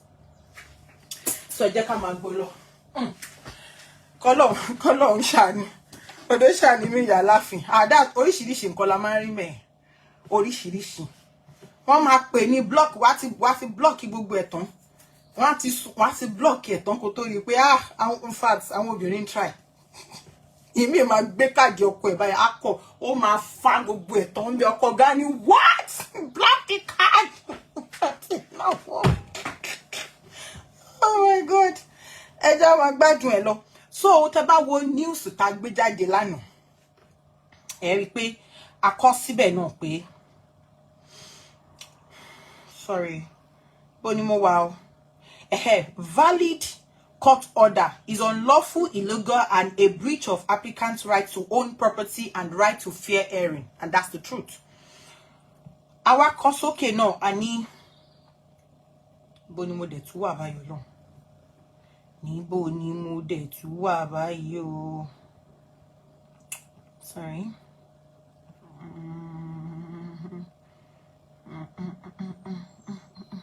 Okay. A declaration that the institution of criminal charges proceedings against the applicant in, Commissioner of Police, Okasade Inka, and 2 others before the Chief Magistrate Court Yaba, Lagos State, by 4th and 5th respondents at the behest of the first respondent was actuated by malice and commenced without reasonable cause, okay? And is therefore illegal, unlawful, and a violation of the applicant's fundamental human rights under Section 36, blah, blah, blah, Republic of Nigeria, okay? And order directing the respondent jointly and severally to immediately and unconditionally unfreeze or unblock all the applicant's bank accounts and to desist from further interfering with the applicant's financial operations without lawful justification. Ṣé bẹ́ẹ̀ yẹn yé yín, ibẹ̀ ni mo ti ṣàlàyé pé kó tó lè ṣe anything nínú account yín, you need to get a court order. Tó bá lọ court tó gbé evidence ẹ lẹ̀, tó bá rí pé evidence ẹ múnádóko tó, òun ló máa fún ní pòkè, go ahead and freeze it, wọ́n fún ẹ ní order. But tó bá fún ẹ ní order, ó ní right láti ṣe kíni, láti boss account account kó bẹ̀rẹ̀ sí ní kó lóun freeze ẹ based on ó fẹ́ ṣòpò lágbára. And tabade ti rí gbogbo wa tẹ́tí Pelúmúyìwá ń wù, àti rí pa abuse of power ní Pelúmúyìwá ń ṣe.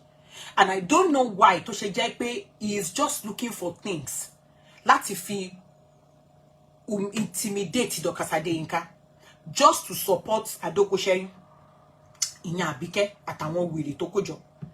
Because this to me gan mo ń wò pé kí ló lè tó gbélé, kí ló kan sí Pelúmúyìwá gangan ńbẹ̀. There are so many things tó yẹ kó concern, kó wà deeply into gbogbo wàhálà tó ń ṣẹlẹ̀.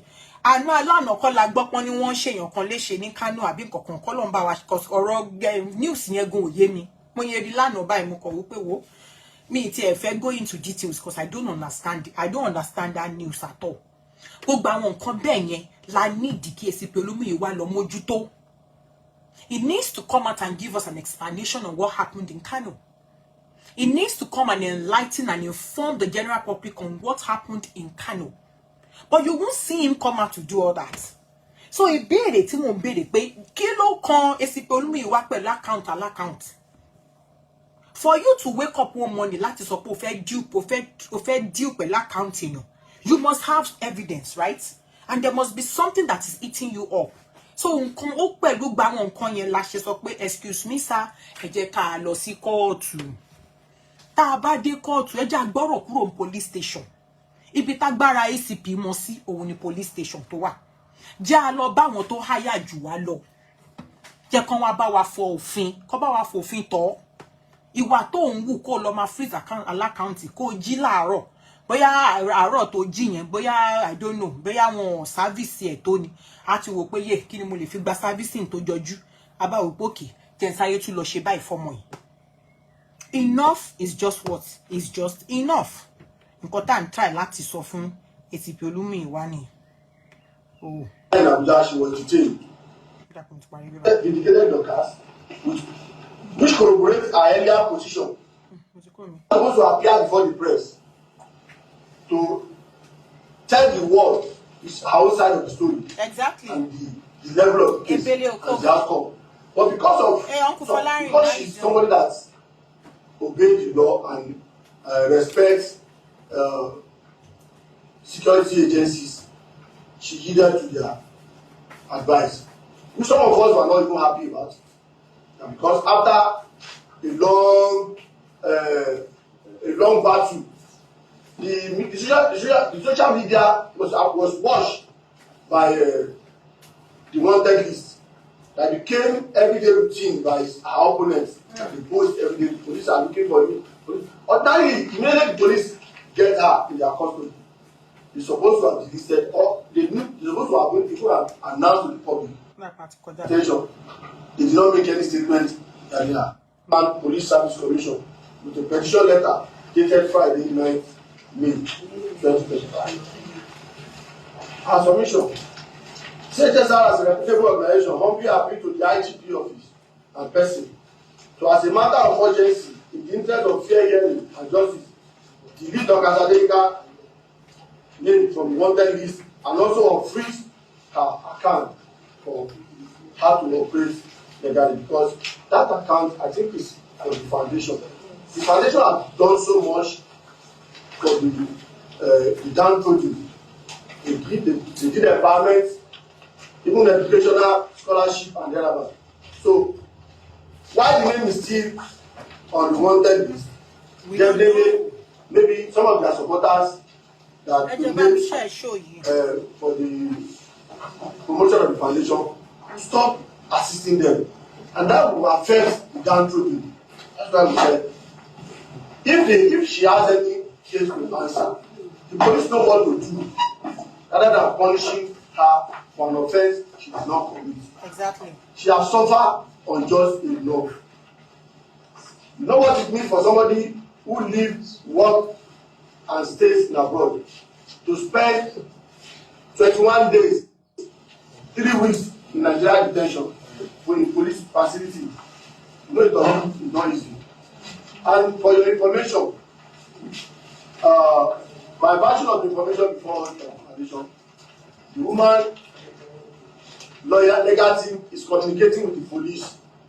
Each time they send letter, they exchange letters with the police.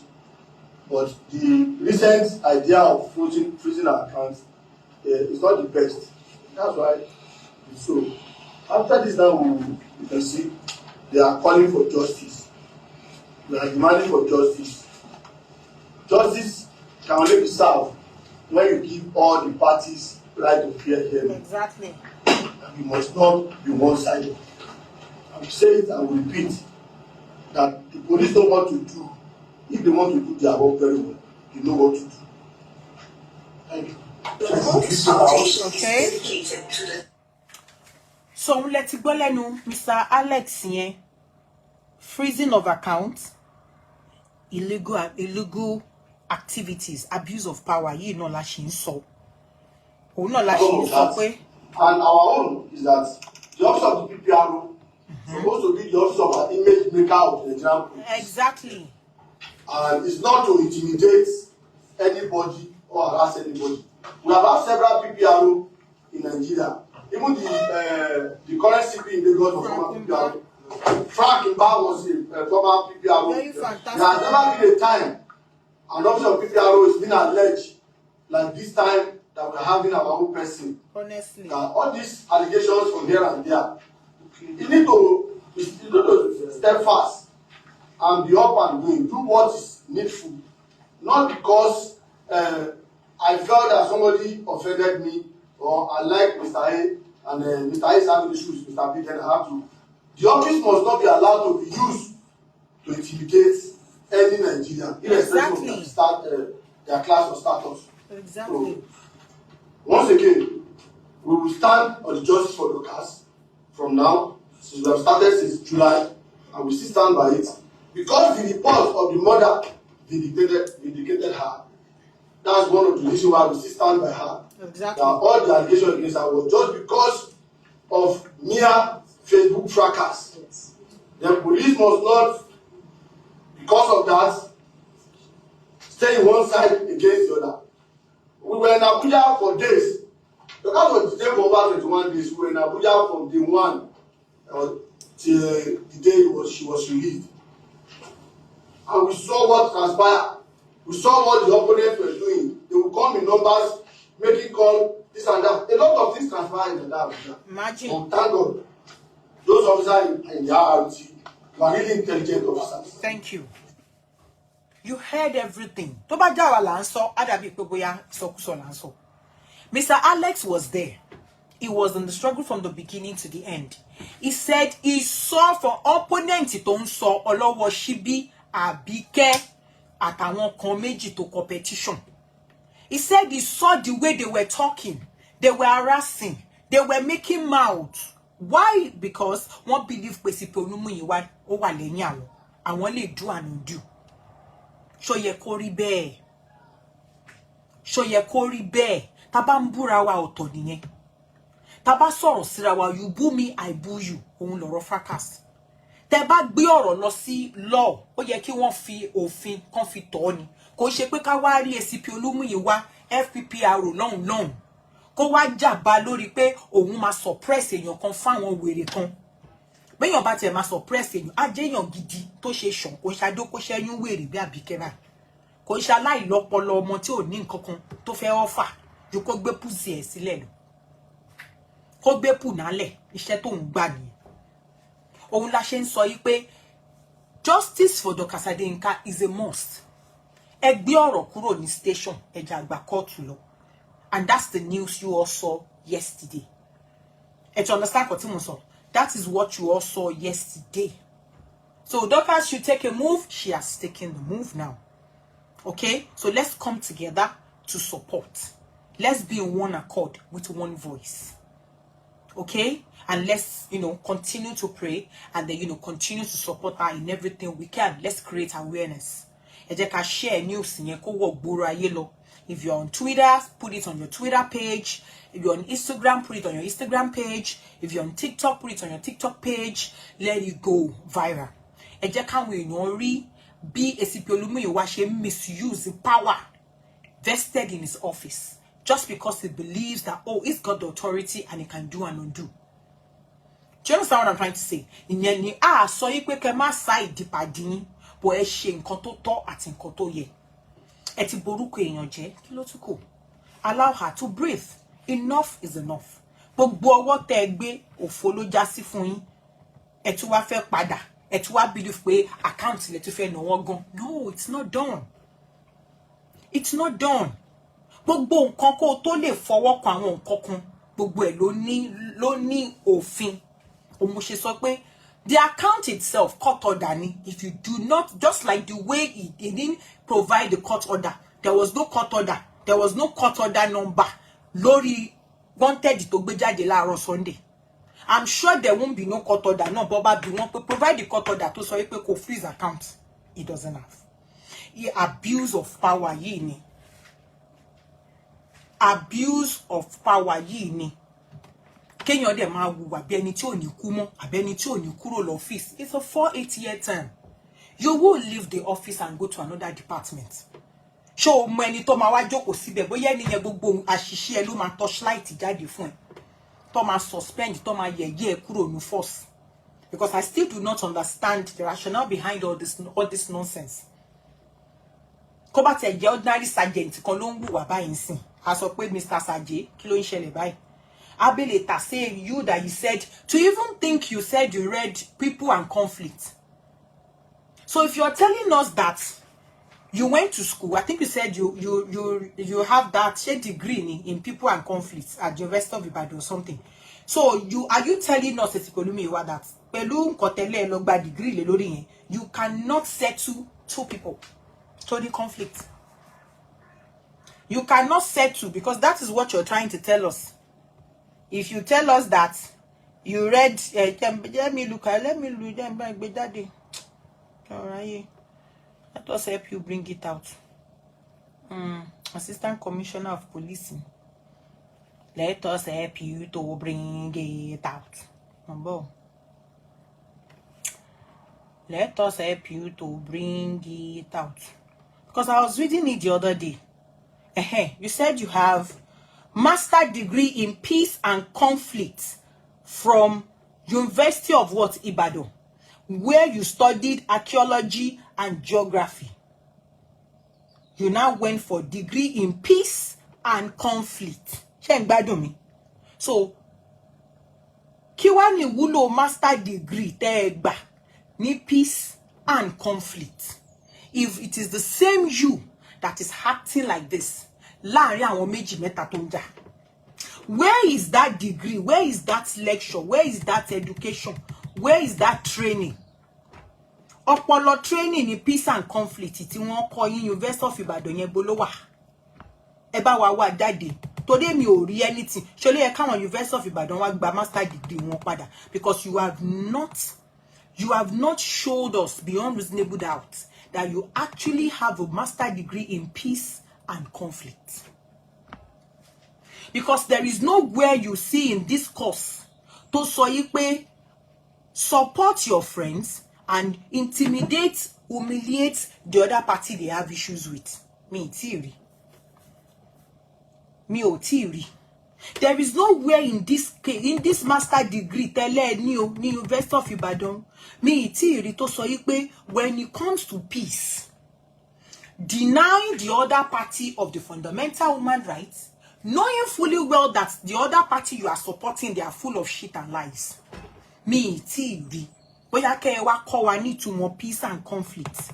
Ìtumọ̀ degree peace and conflict ẹ gbà mí ẹ làjà. Tààrẹ ni tó ti ṣerú course University of Ibadan. Ẹ jọ̀ọ́ ṣé wọ́n kọ síbẹ̀ pé if you are doing peace and conflict, you máa intimidate party kan fún kan. because peace yìí ń sọ yí pé bá a ṣe lè wá peace in the society àbí bẹ́ẹ̀ kọ́ bá a ṣe lè ṣe tó jẹ́ pé society a máa instill peace a máa instill love and harmony mi rò pé nǹkan tí kíní yẹn tó sọ pé tó cause yẹn kọ́ wa nìyẹn conflict ibẹ̀ wá ń sọ yí pé tá a bá rí conflict báwo la ṣe lè ṣe kíni báwo la ṣe lè handle ẹ̀ báwo la ṣe lè jẹ́ kó water down báwo la ṣe lè resolve conflict mo dẹ̀ mọ̀ pé nínú master degree program mi wọ́n máa kọ́ yín láwọn theories bóyá àwọn McGregor theories ni o but theories to communication ni o the words the tools to use ni o settling issues ni o wọ́n máa kọ́ yín láwọn international relations kankan wọ́n máa kọ́ yín láwọn body language àwọn communication tools kankan so ìgbà wo lẹ́yìn fẹ́ mú your master degree tẹ́ ní peace and conflict ìgbà wo lẹ fẹ́ take care to practice because this is a case tó yẹ ká máa praise yín pé peace and conflict lẹ lò tẹ́ fi resolve way but war and kini war and da gbogbo bẹ̀rù ohun lẹ́yìn lò tẹ́yìn fẹ́ fi intimidate which is a no ẹjọ́ ẹ bá wa sọ fún wọn ní court kó bá wa question peace and conflict tán láwọn ṣe degree ó ń rú wa lójú kò yé wa èèyàn gbọ́dọ̀ ṣe peace and conflict kó tún máa hùwà báyìí ìwà kí ìwà burúkú ni and that is a stain on that prestigious university kí ni ká ti gbọ́ pé odindi alumni University of Ibadan ló ń hùwà kébékébé nínú ọ́fíìsì ìwà tí ò dá àbí bẹ́ẹ̀ kọ́ ẹ jẹ́ máa gbọ́ lọ ká tó lọ a kò fẹ́ mú wá ní tó rán rò pé. Perfect police. Despite that, the complainant still write petition, still allege them of anything. Well, that's possible. It can happen anytime, anywhere. But I want to assure you all that we are going to. Ṣé understand what Mr. Alex kọ́ yìí tó sọ yìí? Ẹ jẹ́ n dá padà fún yín. Side against the other. We were in Abuja for days. So that was the day for over 21 days. We were in Abuja from day 1 till the day she was relieved. And we saw what transpired. We saw what the opponents were doing. They would come in numbers, making call, this and that. A lot of things transpired in that Abuja. But thank God, those officers in the RRT were really intelligent officers. They did their job perfectly. Despite that, the complainant still write petition, still against them. Kí ni nǹkan tí Mr. Alex sọ mí báyìí? Lẹ́yìn ìgbà tí wọ́n gbé gbogbo petition táwọn wonderful officers tó wà ní IRT department tí wọ́n ṣe iṣẹ́ wọn bí iṣẹ́, God bless them all, àwọn tó ṣiṣẹ́ wọn dáadáa. Ẹ wá mọ̀ tí ó sọ wípé the complainant still went ahead to write a petition for those IRT officers tí wọ́n ṣiṣẹ́ bó ṣe yẹ kó ṣe. Kẹ́bà lè mọ̀ bí àyè ṣe gba kíní ẹlẹ́sẹ̀ wọ́gọ́wọ́gọ́ àtọlọ́wọ́ stainless sí l'Abuja. All because of what? They have the backing of the ACP, of ACP Olumiwa. Tí ó bá ṣe bẹ́ẹ̀, it's even a slap on the officers, the IRT officers, ní pé complainants tún competition against wọn torí pé wọ́n ṣiṣẹ́ wọn bó ṣe yẹ kán ṣe. Because they did everything they need to do. They did all the investigation thoroughly. Wọ́n dot T's wọn, wọ́n dot I wọn, wọ́n cross Y wọn, wọ́n rí pé yes, Dorcas is what? Dorcas is not guilty. Àwọn complainants wọ́n wá kọ petition against àwọn officers. Mi ò mọ̀ bóyá understand what mo sọ mẹ́yìn. Wọ́n wá Ọlọ́wọ́ Shibi and Co tún wá kọ petition against àwọn officers tó ṣe investigation yẹn. And that is a slap on those officers. It's a slap. I don't know why ACP Olumiwa refused to see, but it's a slap. The people you claim you're supporting think they have the guts and nerves to write petition against your own officers in your own department or under your own jurisdiction, and you don't deem it fit when one koja aye won ACP Olumiwa. So just because you want to intimidate someone, you are okay with the way táwọn complainant ṣe competition against your own officers. You are very, very okay ní pé wọ́n competition against wọn. Or check us up it was you that authorized them to write a petition against them. Torí pé kẹ́rù ba lè ba àwọn officers yẹn. àbí kó ba lè ṣiṣẹ́ tẹ́ fẹ́ kàn ṣe táwọn tán dẹ̀ yarí tán sọ wípé no, we are going to do it the way tó ṣe yẹ kó rí. This is nothing but a slap on your face, ACP Olumiwa. I'm not sorry to say. Gbogbo ẹ̀ là ń gbọ́ lẹ́nu Mr. Alex. The complainants are wọ́n ní nerves, wọ́n ní guts. Nígbà tó gbé irọ́ competition irọ́ tẹ́ ẹ gbé wá tán dẹ̀ dúró tí wọ́n ṣe accordingly bí law ṣe sọ pé kán ṣe ṣe. It was not favorable to you and it was not favorable to them. Wọ́n wá mọ̀ nǹkan tán fẹ́ ṣe. They need to instill fear in your own officer's mind, in your officer's heart. ACP Olumiwa. They now have the audacity to write a petition for your own officers. Your own officers, they have the right. Nibita yenye gba won de. Nibiti ACP Olumiwa sọ pé kán máa jó lọ òun rẹ̀yìn wọn dé. Wọ́n tún wá competition pé we are writing petition against the IRT officer so. They are àbí kí ló kọjọ sínú petition yẹn.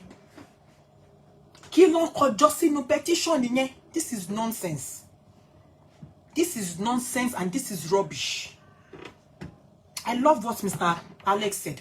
Nínú history of the FPPRO tati ni àti ní FPPRO kan tí wọ́n máa sọ ipò wuruwa katikati yìí. Àti rí. Our Yoruba man is the first person tá máa kọ́kọ́ rí. Wọ́n dẹ̀ láwọn ṣe peace and conflict. Àwọn gba master degree ńbẹ̀. Dẹ̀ rí wúlò peace and conflict náà tán ṣe. Ẹ̀yin wá dá gbogbo ẹ̀rú ni. Àbí bẹ́ẹ̀ kọ́, Ọlọ́run mọ nọ́mbà lẹ́yìn. No wonder tẹ́lẹ̀nu pẹ́yẹn. Irọ́ jẹ́ ndókó ṣẹ́yún. Tó bọ́ta. The officers in so department, in so stations, they are corrupt. The officers in so ó dárúkọ bí 4-5 different stations ní Èkó. Olóṣì ẹ̀ ṣe update. Yeah, yes, sórí ẹ bàjẹ́. Lọ gbé evidence corruption tó allege àwọn 4 police stations tó pè. Wà lọ́wọ́ wa ńbí. Lọ gbé evidence wọn, lọ gbé síta. Lọ sọ corruption tó ṣe, lọ gbé síta fún wọn. Ẹjọ́ wà lọ́wọ́ yín ni. Nígbà tó jẹ́ pé ẹni tó yẹ kó dáàbò bo àwọn officers sí ẹ̀gan ló ń ta àwọn officers síta. All because of what? ACP tó yẹ kó cover àwọn officers sí ẹ̀gan ló ń fún àwọn complainants àbí kí àǹkó ní right kó máa competition. Kí ló dé tàbí kẹ́ ò ní gbẹ́nu orí burúkú wá online máa sọ fún wa pé the station here, they are corrupt. Tó bá ń ṣe pé kátikàti tó ń lọ nílùú. Tí ó bá ń ṣe rédèrèdè. Kí ló fẹ́ fún igúnnugún Amẹ́ríkà ní right láti máa pe àwọn officer wa ní abirùn? Kí ló fẹ́ fún ní right láti máa pe wọn lórúkọ nígbà tó jẹ́ pé ACP Olúmúyìwá ti fún wọn ní right kó máa sọ̀rọ̀ òdì?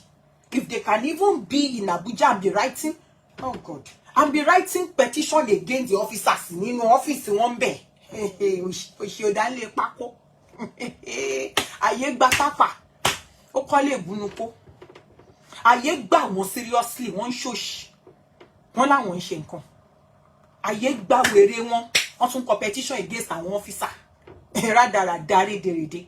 Àwọn tó yẹ kán kó sí ibi tó yẹ kán wà, kán tiẹ̀ kán gbà ro, kán gba bùbá. Ìhòòhò báyìí nìkan kó wọn síbẹ̀. Kẹ́fọn jẹ, èyí tó pẹlẹbẹ nu wọn báyìí kó jẹ kó fẹ́ jẹkú.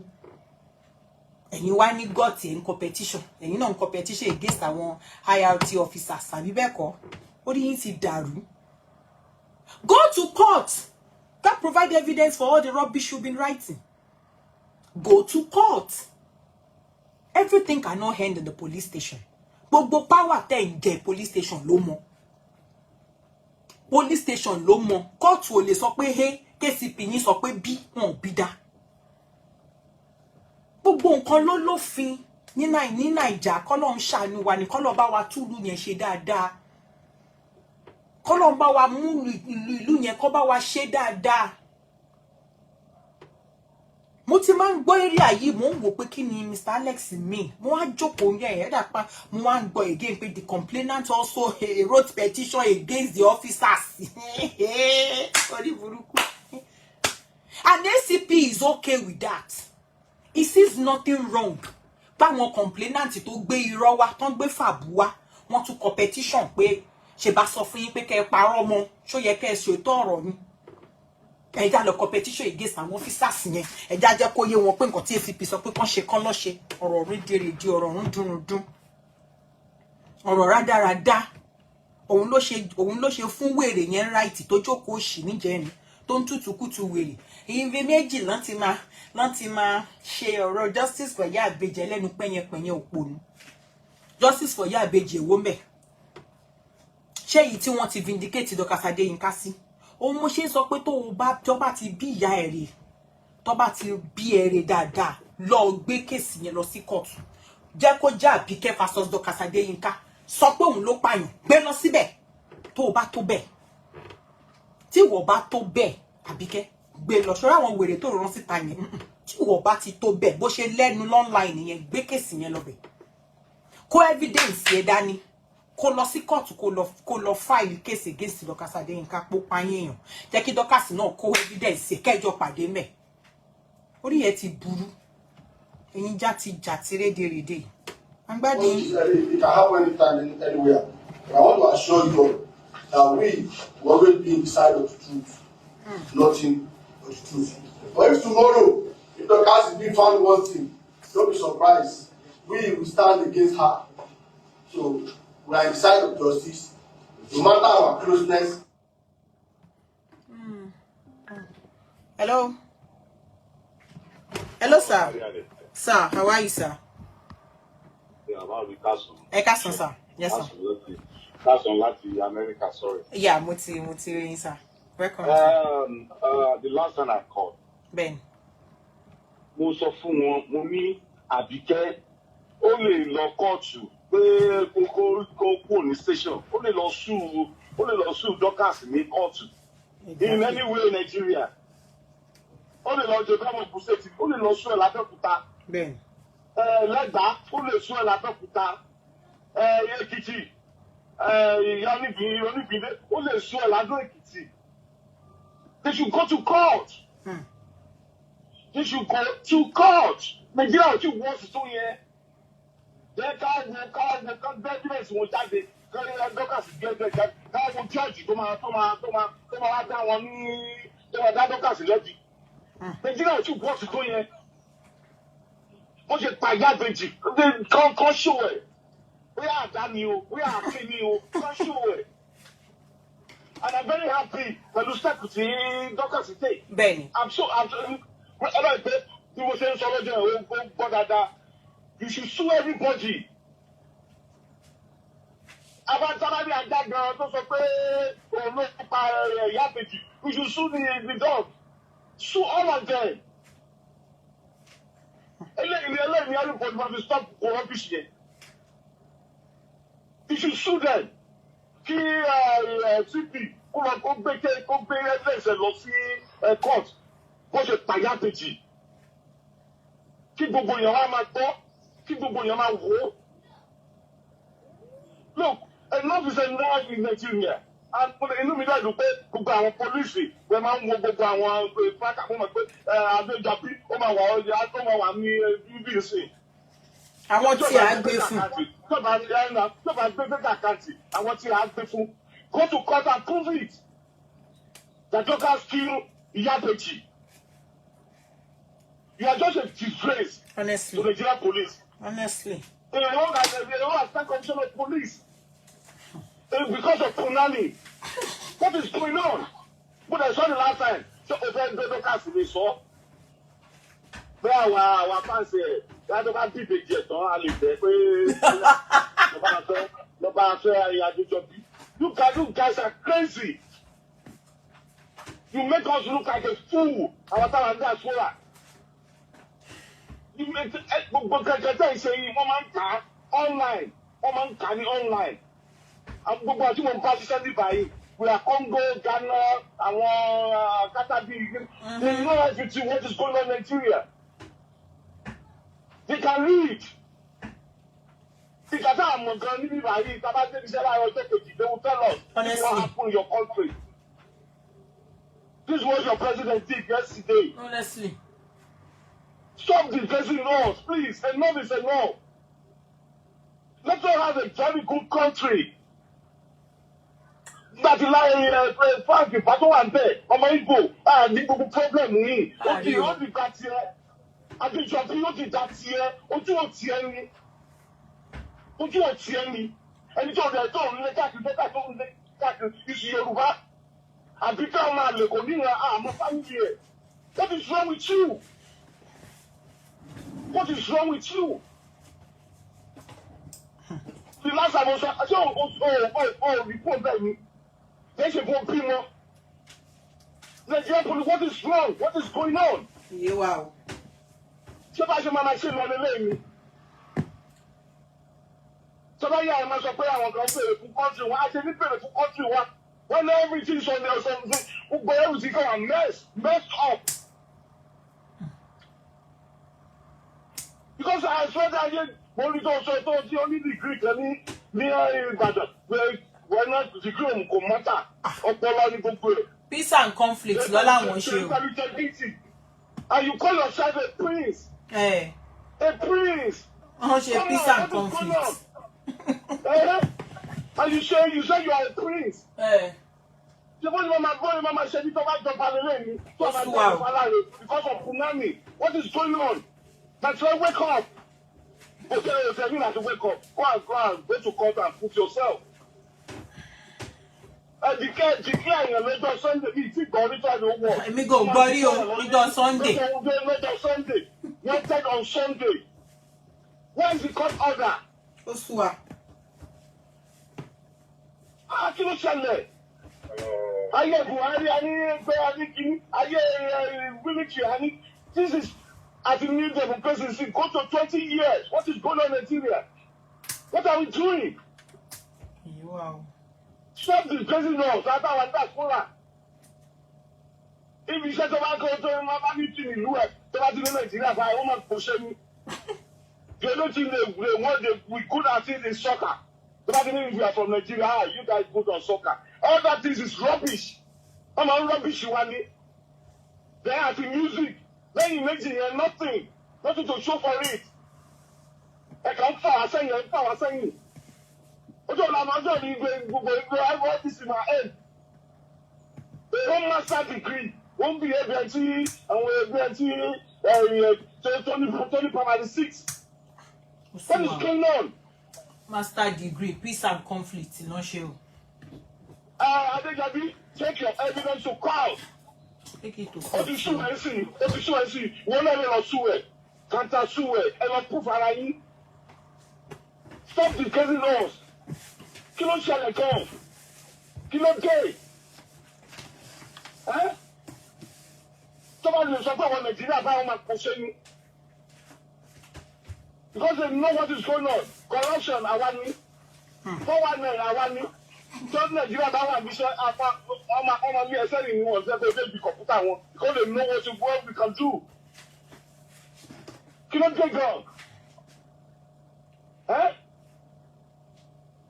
Go to court, go and prove yourself. Ó ti sún wáyé sí ìwọ gan pé kí ni lọ sún ẹ̀. Pé kí n wọ́n ṣe pàpà àbètì lélẹ̀ àdáná fi pa o. Mo sọ fún yín, tí àgbà lè sún ẹ̀ ní Yídùá. You guys can come together, come together, that way, and also what the fire page, a proof and court. They said, I don't proof it. And one day,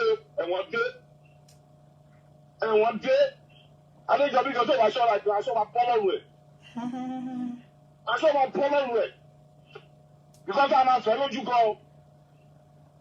I saw my problem with. What is going on? What is going on? I just see me now. I'm a for you. If you say you are Nigeria, I'm not pushing me. Can you imagine? I'm a Ghana, they don't have respect for us. I'm a Congo, they don't have respect for us.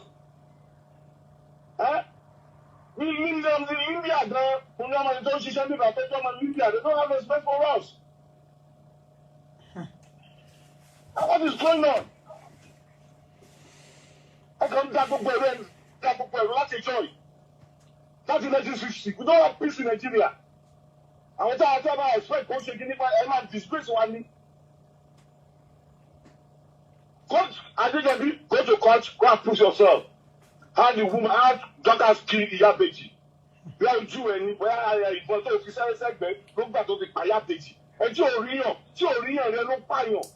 Ní ìtì gbọ́ rí. gbogbo ara rẹ̀ pé gbogbo ara rẹ̀ pọ́ndẹ̀ ni gbogbo ara rẹ̀ pọ́ndẹ̀ ni wá àmọ́ kékeré. Let me tell you, once about to call Nigeria, that the body abroad, Ojuwati open. We see so many things that is going on in that country.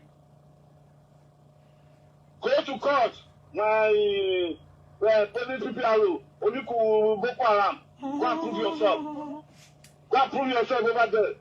Or you can sue her too. That was very Toku. Abika, oh, need that you shall look at Facebook, TikTok.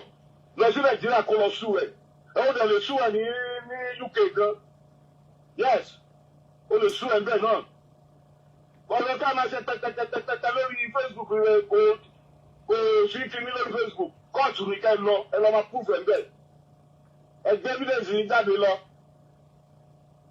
continue to employ my program my sister I'm listening since when you start the program say well because ìkàtí woman like ẹ sọ yẹn ó ti end gbogbo ẹ̀. Honestly. Ó ti end gbogbo ẹ̀.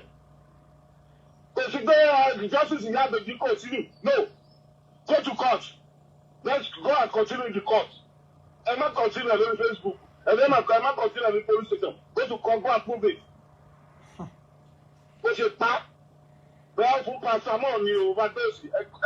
Yes, for paracetamol ni. You were in a lot of labor. There's a family planning. We knew about everything. So go there and prove it. What that was, Jared? Yeah. Thank you so much. Thank you, sir. Okay. Yeah. So, I think I got yes, lọ́dọ̀ Comrade Alex Katoma. Once you debate from the line of rule of law, you also have us to attend. Exactly. Thank you. So we have two people that want to give testimonies. Of the deceased persons is here. They can say one of the duties, and also those who have benefited from the milk of kindness of your cast. It goes a long way. We should encourage if we have people who are doing such a thing in our society. We should encourage them. My name is Prince Chani. Thank you so much. My question is, where is now Dr. Sadisika? Is she still in Nigeria or not? It's a strange question. It's a strange question. It's not in Nigeria. It's not in Nigeria. She's based in UK. And I think she got back in January. She was here up to last year. And she just went back to January. Okay, so ẹ jẹ́ ká wo article wa as news tá gbé síta. So that ṣé mọ̀ pápá bá ṣe ń yí lọ mọ́ra wọn náà ni ó lè yé yín àti kàdé gbogbo bí freezing yẹn. So in case I just want you all to be informed of okay what's going on. All right? So we have an order directing the first, second, third, and fifth respondents to immediately remove the name of the applicants from their wanted persons list, as it is unlawful, unconstitutional, and a gross violations of the fundamental rights of the applicants, which at INSO, that's last year, but it is wrong. Or wrong. The councils also requested an order of perpetual injunction restraining the respondents, their agents, private or any other person acting on their behalf from further harassing, intimidating, arresting, detaining, threatening, inviting, investigating, charging, seizing, or taking any untoward action against the applicant on any fact connected with or related to the facts of the case. Untele insofua nínú information tá gbé síta ni pé lẹ́yìn tá sù lára un tá fẹ́ ni pé ẹ bá wa kìlọ̀ fún ACP Olúmúyìwá àti àwọn Tọ́pẹ́ Saint-Obi àbí kí lorúkọ saint tó ń jẹ́ yẹn no pẹ̀lú àwọn tí wọ́n ń lò yálà àwọn tí third party tí wọ́n máa lò àbí èyí tí wọ́n plan láti lò láti intimidate, harass, arrest, detain. Dr. Sadeyinka or anything to jọ mọ́ property Dorcas Adeyinka Nigeria kan ṣe kíni kan yà bàrà fún kan sún mẹ́yìn anything tó bá jọ mọ́ tó jẹ́ pé lórí ọ̀rọ̀ case yìí náà or case tí ò ní kìmí òun lẹ́lẹ́ fẹ́ wá máa intimidate wọ́n sọ yìí pé kí kóòtù kan bá wa fi kìlọ̀ fún ACP Olúmúyìwá master degree in peace and conflict ní University of Ibadan. They also demanded an order mandating the respondent to issue a public apology to the applicant through the same platform used in publicizing the defamatory content. That is to say, we request, we demanded, and then we wanted the ACP Olúmúyìwá to give us an apology. Ní orí website tí wọ́n ti declare wa wanted illegally. That is the Nigerian Police Force platform. Ibẹ̀ lẹ ti gbé illegal declaration body. Ibẹ̀ lẹ ti declare wanted illegally. Go back there, issue a public update, a public information. Let them know that she has been cleared and do the needful, and that is apology. Apologize. Let the public know that what you did was what was wrong. The court also urged to compel the first respondent to pay the sum of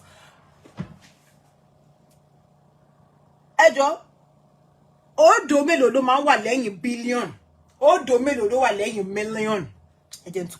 1 2 3 4 5 6 7 8 9.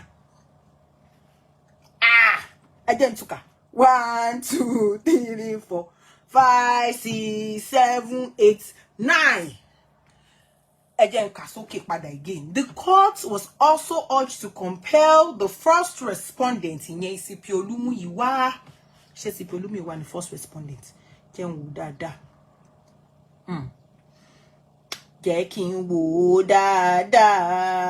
Benny ACP Olúmúyìwá the first respondent. Benny, I want peace and conflict so. Was also urged ní pé kí ACP Olúmúyìwá kí wọ́n san 5 billion. Zero mẹ́fà ni zero mélòó ni 1,000. Zero mélòó ni 1 million. Mélòó no 1 2 3 1 2 3 4 5 6 5,000 naira. Zero mẹ́ta ni 5,000.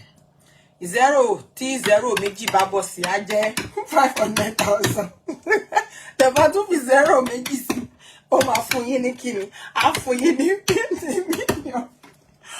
so 5 million naira òun ACP Olúmúyìwá kí wọ́n san fún wa as general and exemplary damages for the threat to life and right harassment 2, inconvenience 3, and the invasion 4, and sieging of the applicant's office without cause of any order of the court. 5 million is to pay. We urge the court to what? Compel him to pay. No,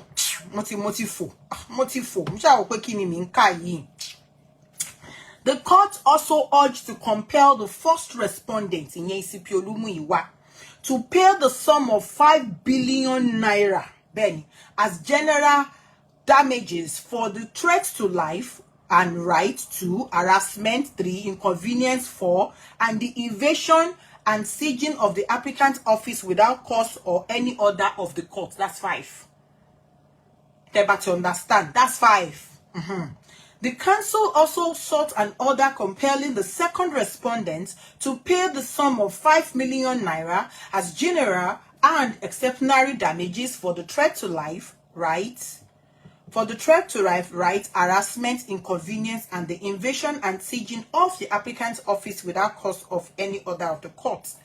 They demanded an order compelling the third to fifth respondents to pay the sum of 5,000 naira jointly and severally as general and exceptionary damages for the threat to life and rights, harassment, inconvenience, invasion, sieging of the applicant's office without cause or any order of the court. ẹ jẹ́ wò ta ni 3rd or 4th. Ó dà pé mistake ní 5,000 yìí o. Ẹ wo kò ṣe 5,000 ló yẹ kó san o. Kò ṣe 5,000 ló yẹ kó san. Okay, so we have the first respondent to be the ACP. We have the second respondent to be Tope St. Williams. We have the third respondent to be CP National Police Force Cyber Center. Then we have the fourth respondent to be the Nigerian Police Force, while the fifth respondent is the Inspector General of Police. So, Boshe Wadnye. 5 million is from second Tope Saint. Exactly. So the first was ACP, which is 5 billion. The second is Tope Saint, which is 5 million. Then the third, the fourth, the fifth, they are to pay 5,000 emiri. It shall be 500,000 emiri. So, open end, open cinema information tag beja de lano fún yín ohun nìyẹn. Tẹ́ bá dé gbọ́ gbogbo nti Mr. Alex tin sọ. Ẹ rí pé gbogbo ẹ̀ yẹn gẹ́gẹ́ news tó jáde lánàá ohun nìyẹn.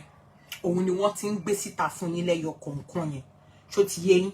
Inú mi dẹ̀ dùn pé ẹ jẹ́ wò ná a lè sọ a lè padà wá lọ́la wá ṣe show bóyá ka play tó kù lọ́la. Inú mi dùn pé Mr. Alex, you can go back and listen to Mr. Alex stuff, the conference he had. You can go back and listen to it yourself, digest it. You know, I've always been saying this way. Don't just listen to what we tell you. Take your time, listen to nkota and so. Unta ba play fún yín, ẹ listen and digest in your own terms, in your own language. Bó ṣe máa yé yín sí. Ẹ lo words tó yin lè lò tó máa fi understand. That's the best way for you to make your own mind.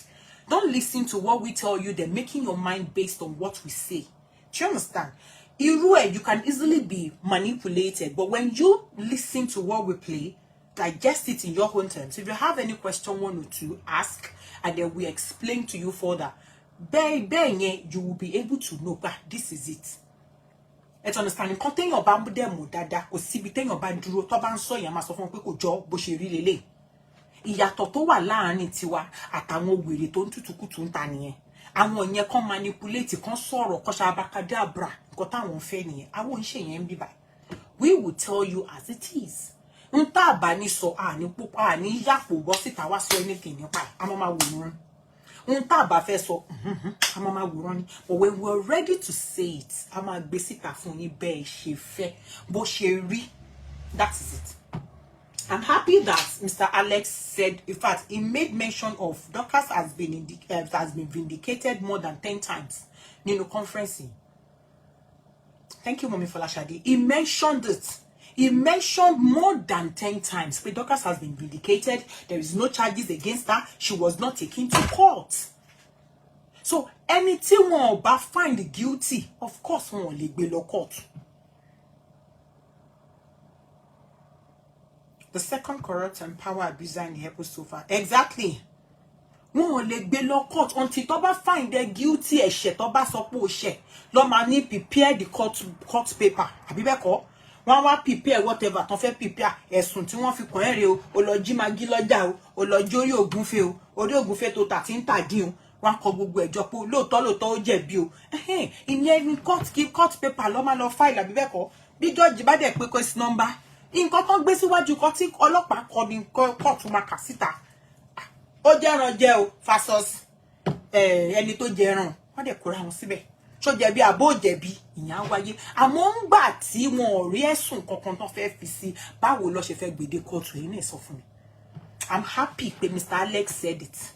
Ẹ̀yin náà fari fetí ara yín gbọ́ níbi tí Mr. Alex ti jẹ́ kó yé yín pé after the autopsy result tó jáde tí wọ́n kà he said he was live, he was there. Wọ́n dẹ̀ vindicate Dorcas níbẹ̀ níwájú ọlọ́wọ́ síbí níwájú Ṣẹ́gun níwájú everybody níwájú bàbá Àbèjì níwájú brother Taofik everybody ló wà ńbẹ̀ àtàwọn ọlọ́pàá. I'm very sure pé CP Múyìwá gan máa wà ńbẹ̀ bí ó sì ńbẹ̀ wọ́n á gbé report lọ bá.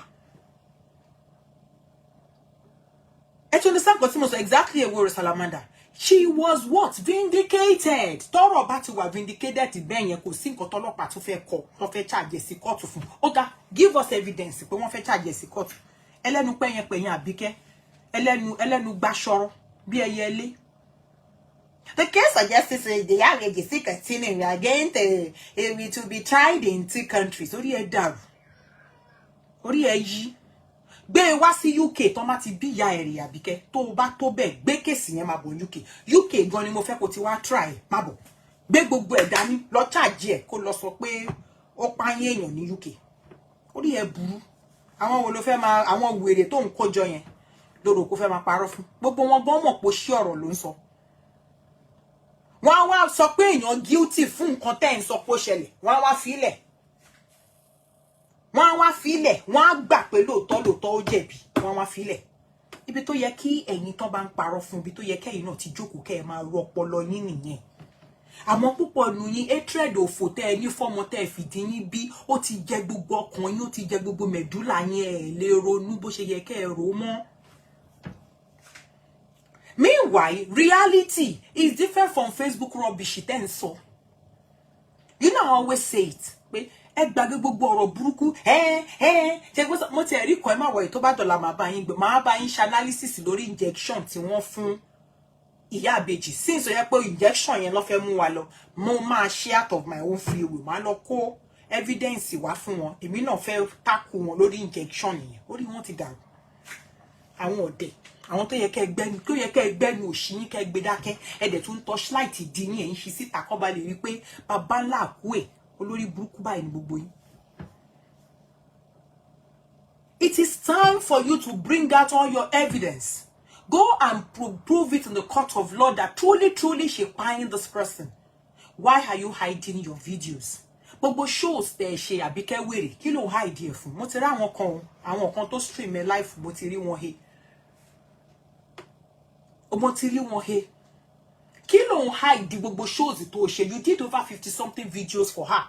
For Dorcas Adeyinka that she paying ìyá àbèjì tó pa gbé I spearheaded it. Gbogbo ẹ̀, why are you hiding it? Why? Ìgbọ́ bíbẹ gan ló yẹ káwọn tó ń tẹ̀lé ẹ ti wò pé ẹjọ́ ṣẹ́ni tá ń tẹ̀lé ṣọ́pọ̀lọ́ ẹ̀ pé ṣó gbádùn èwo ládé sọ pé spearheaded it kò dẹ̀ tún máa hide video shows gbàrà tí wọ́n ní wọ́n autopsy result fẹ́ jáde lórí gbogbo wọn bẹ̀rẹ̀ sí ní hide videos wọn de ọlọ́wọ́ ṣíbí gan gbogbo fídíò tó ṣe tó lóhùn wà bẹ́ẹ̀ gbà tí wọ́n ń interrogate bàbá àbèjì gbogbo ìpátá ló gbé kúrò lórí page ẹ̀ lè rí nǹkan kan tó jọ mọ́ justice for ìyá àbèjì lórí page wọn. Why kí ló dé ẹ béèrè lọ́wọ́ pé kí ló dé tán hide tó bá jẹ́ pé lóòótọ́ bẹ́ẹ̀ ṣì ń lọ kí ló hide fún. Go on Boss Lady's page, all the shows she had is still there. Àwa mama sọ mama defending tan sọ ni àwọn lalábùkún àwọn lonitukutu gbogbo nta tin sọ how many minutes ni Mr. Alex fi explain gbogbo ẹ̀ interview yìí gan conference yìí gan pé 1 hour kò pé 1 hour. He said he was there live and direct. And they told Dorcas not to talk, not to go to the public, even though that was what she's meant to do. She's meant to come online, do a press conference, speak to people that I'm the person that was declared wanted some days ago or some months ago. This is me. I've been cleared. I've been free. But they told her not to talk. They told her to keep quiet. And of course, Toba Jemi no ni ma fe dake na pe okay, teba ti ni kin dake, but would you guys do the needful? Kí ni needful ta ni kẹ́ ṣe? Remove the post. Remove the wanted post. Update the general public and tender an apology. It's so simple. Odindi a year plus. Remove it. She feel síbẹ̀, which is even a risk to herself. Oloma jara buru. Like I said again, most Nigerians who can dele can understand.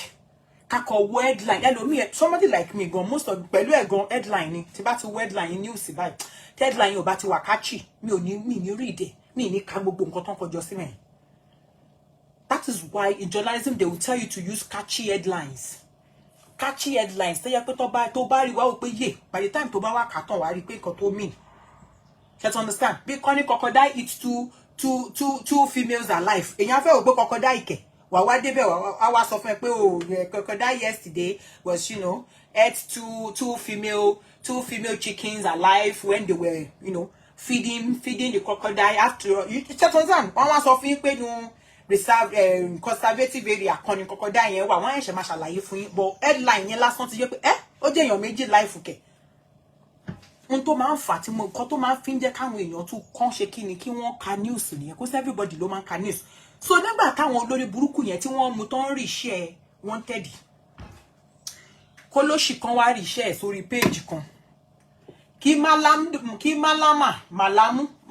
kí ló ń porúkọ àbókí kí yẹn bá wojú ẹ̀ kó wò pé fẹ́ẹ̀ kéyì oh see the pretty woman I see him yesterday. Do you understand what I'm trying to say? Somebody tí ó kàwé tí ó mọ nǹkan kan tó kọ rí picture yẹn tó dẹ̀ rántí pé bóyá mo dẹ̀ rí I think I saw this person mo rí ní Radisson Blu lánàá you know inú tí àádùn pé òun ti rí wanted tóun fẹ́ sáré lọ sọ fáwọn ọlọ́pàá àbí bẹ́ẹ̀ kọ́ àárò pé òun fẹ́ lọ pick ẹ̀ it is a risk to her. Remove this stuff from your page kí ni yóò pọ̀ jù láti ṣe why KCP Muyiwa dẹ̀ dúró gan. Why are you adamant? Why are you stubborn? Why are you rigid? What exactly is the problem? It's not as if you're doing this shouldn't be your own personal interest. You can't even it's even a crime for you to mix business with pleasure. It's a crime. You don't mix the personal interest lórí nǹkan fún. That is why in most cases they will tell you case tó bá concern ẹ gbé fellow mi láti treat. Gbé fellow mi láti investigate. Because oh ma wa bias pẹ̀lú ẹ̀ṣá ni especially tó bá jẹ́ case tó jẹ́ ti tiẹ̀ tó jẹ́ ti family ẹ̀ even in medical field gan man sọ they will tell you okay bó bá yẹ pé doctor tó bá jẹ́ ìyàwó ẹ̀ ló fẹ́ bímọ wọ́n máa ní òun kọ́ ló máa gbẹ̀bí ẹ̀ torí ibi tó ti ń wò pé kò gbọdọ̀ ṣe ìyàwó òun ó lè lọ ṣe mistake so nǹkan tá ń sọ nìyẹn pé remove it do the needful apologize ó bá dẹ̀ bá compensation ẹ fún wa lówó wa kò pọ̀ jù náà owó pọ̀ lọ́wọ́ yín bẹ́yìn ò bá lówó kò ní máa tẹ̀sí àgèrè kò ní máa wá wàhálà káàkiri ACP Olúmúyìwá gbogbo yín tá ti ń sọ́dà èyí tó bá fù mí jù is the so-called applicant writing petition against your officers in that same police force in Abuja and I don't know ṣé ACP Olúmúyìwá ló sign petition yẹn Mr. Alex ò fún wa information yẹn délé because it sounds annoying. Inú èmi gan tí ó ń ṣe pé inú ti ń bí mi pé I can't imagine kó jẹ́ pé mo wà lára àwọn officer yẹn tẹ́ gbé petition yẹn rán wá mo wá ṣe bó ṣe yẹ kí n ṣe wá lò kọ petition against mi iná máa jó ẹ seriously mi fẹ́ mi tó wà lẹ́yìn ẹ̀ torí máa discipline yẹn máa ti kọ́kọ́ tiẹ̀ mọ́ gadroom náà kẹ́ni tó support gan tó gbọ́ wá ti lò bí 5 hours ńbẹ̀ máa tiẹ̀ síbẹ̀ wá máa fẹ́ pòfolo bóyá ẹni tó support ẹ bá máa fi gbọ́ máa ti release ẹ máa lọ bẹ̀bẹ̀ máa lọ kúnlẹ̀ lọ́fíìsì pé má bínú sá máa ti kọ́kọ́ discipline ìwọ náà if they have the balls to write petition against the IRT officers Oshiodanle Pako. Yes. As a human rights activist, you fought many fights. What is your relationship with the police PRO? Because there's many allegations. Question you. Against, especially this PRO, against human rights. There is many complaints on this PRO, especially this PRO, on human rights violation. Abikile Gboyen, Ejen Sumeyin. She based in UK, and I think she got back January. She was here all through last year, and she just went back to January this year. I think I'm aware from the UK. Yes. As a human rights activist, you fought many fights. What is your relationship with the police PRO? As a human rights activist, what is your relationship with the PRO, Abi? Because there's many allegations. Because there is many allegations. Especially this PRO. Especially this PRO. There is many allegations, especially this PRO. That is ACP Olúmúyìwá Adéjọbí, Master Degree in Peace and Conflict, University of Ibadan. Against human rights. There has been many complaints against this PRO on human rights violation. That is to say, ACP Olúmúyìwá is what? Constantly in the business of violating fundamental human rights of the Nigerian citizens or the citizens of Nigeria. So this is not the first. And it won't be the last of ACP Olumuyiwa. Our question is this how our amiable father, that's the Inspector General of Police, is this how he's going to fold his hands and watch ACP Olumuyiwa to continue staining his reputation, staining his tenure, and giving him a bad image? Because if a journalist, a reporter of a certain media house could ask this question, it means they have gotten a lot and lot of complaints, cries, pains, agony of Nigerian citizens crying bitterly lórí kíni ACP Olumuyiwa violating their human rights. Ìtumọ̀ ibẹ̀ yẹn nìyẹn. So what are we saying? So we should thank God, and we should also thank our people. We should also thank our mommies and daddies. And we should also say a very big thank you to Dr. Adenka herself for standing up to say, Kojo, I am here. Let's go ahead. Let's get it done. You know, let's do this thing. Done and dust. Let's dust it. I just can't do it. Can't done it. Can't dust it. I'm here. Do whatever. Because if she had said, oh, I'm not, you know, maybe I don't want trouble. Yeah, let us, because I heard one idiot, what she be saying, she should come and beg. If she had said, let me go and beg you, they will still continue. But you saw the way she went there and said, okay, let's go there. Question ye, oh, speak a lot. Oh, speak a lot volume. Fún ẹni tó bá mọ bó ṣe ń ṣe kíni, ẹni tó bá mọ bó ṣe ń ronú. How many years ni ACP Olumuyiwa ti lò lọ́fíìsì? Tá a dẹ̀ ti record complain burúkú lórí kó máa violate fundamental human rights àwa mẹ̀kúnnù ní Naija. The same person tó jẹ́ image police officer, police ní Naija, òun gangan ló wá mọ̀ sí kó máa violate human rights. Bí kéèyàn sọ̀rọ̀ kó ní kó lọ arrest. Bí kéèyàn jó kó ní ijó yẹn ò dá kó lọ arrest. Arresting yìí ni, detaining yìí ni, intimidation yìí ni, threatening yìí ni. For how long are we all going to keep our mouth shut and allow ACP Olumuyiwa continue to what? To rubbish the tenure of our amiable father? That's the IG. How long? Ọmọ ṣe ń sọ pé ẹni tó bá mọ bá a ṣe lè send information sáìjì ẹja send díẹ̀ o. Ẹ fẹ́ mi ò ní a send díẹ̀. As a concerned citizen of Nigeria, if it be anybody tomorrow, Ọlọ́run má jàrá burú, káwọn àbúrò wa máa flex inú mọ́tò lọ́nsìn. Wọ́n ṣe máa dá wọn dúró nìyẹn. Ibi táwọn the next year àgbọ́pọ̀ ti arrest wọn. Bàbá máa bá lọ wá bọ̀. ACP Olumuyiwa la máa bá ń bẹ̀. Kí ló dé? Kí ló ṣẹlẹ̀ gangan? You heard this question. Question yìí, ó lè kú ìjọ rẹ̀ ni. So, God bless you, sir. Sorry. January this year, I think I'm aware from the police. Yes. As a human rights activist, you fought many fights.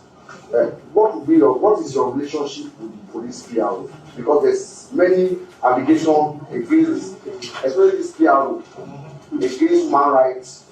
Violation. God bless you, sir. Human rights violation. So, what is your relationship with the PRO? Because we are not. To be frank with you, we are not happy with him. We are not happy with him. We, the media, to be frank with you, we are not happy with him because he has a symbol.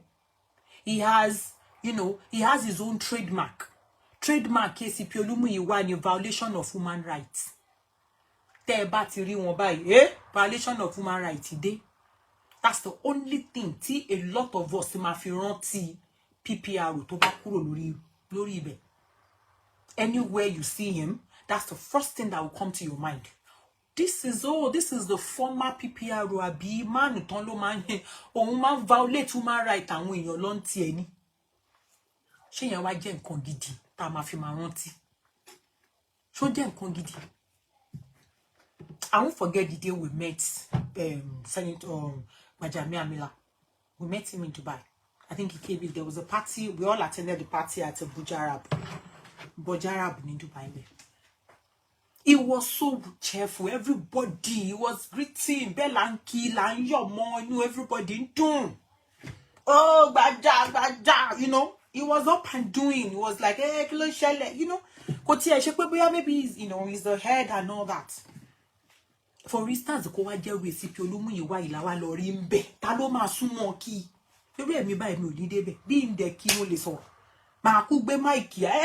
Ja ni wa violate right wa mi by sir. Naija ko la wa o.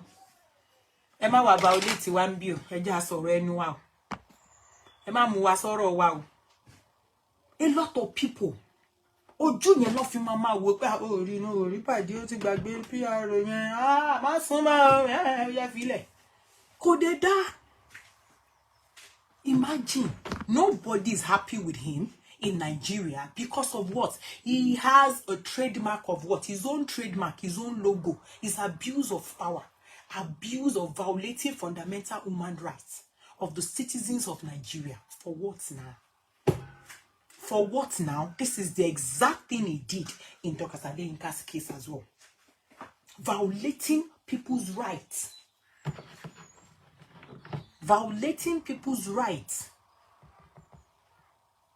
Gbogbo ntan gbon bi náà la kú fi ń analysis.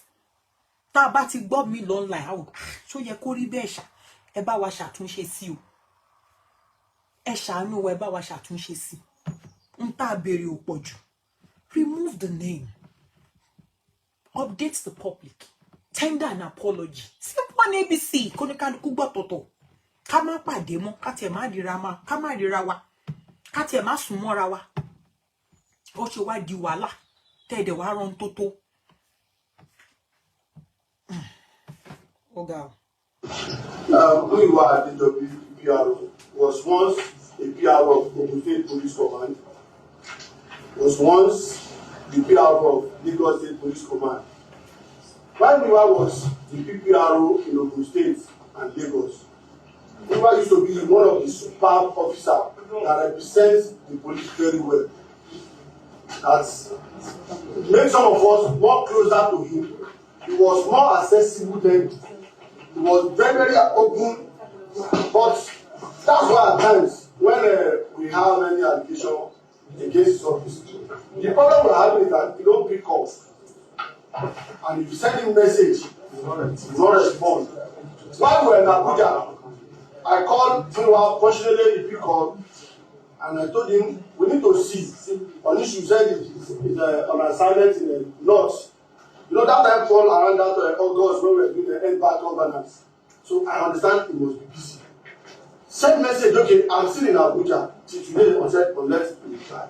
We used to have a very robust and fine relationship before he become first PRO. And I've not said he has changed from the same person he is. But what we are getting, the feeling we are getting now from social media, counter arguments, even people, if we want to follow exactly the context of this, the petition before us, we will directly attack the PPRA.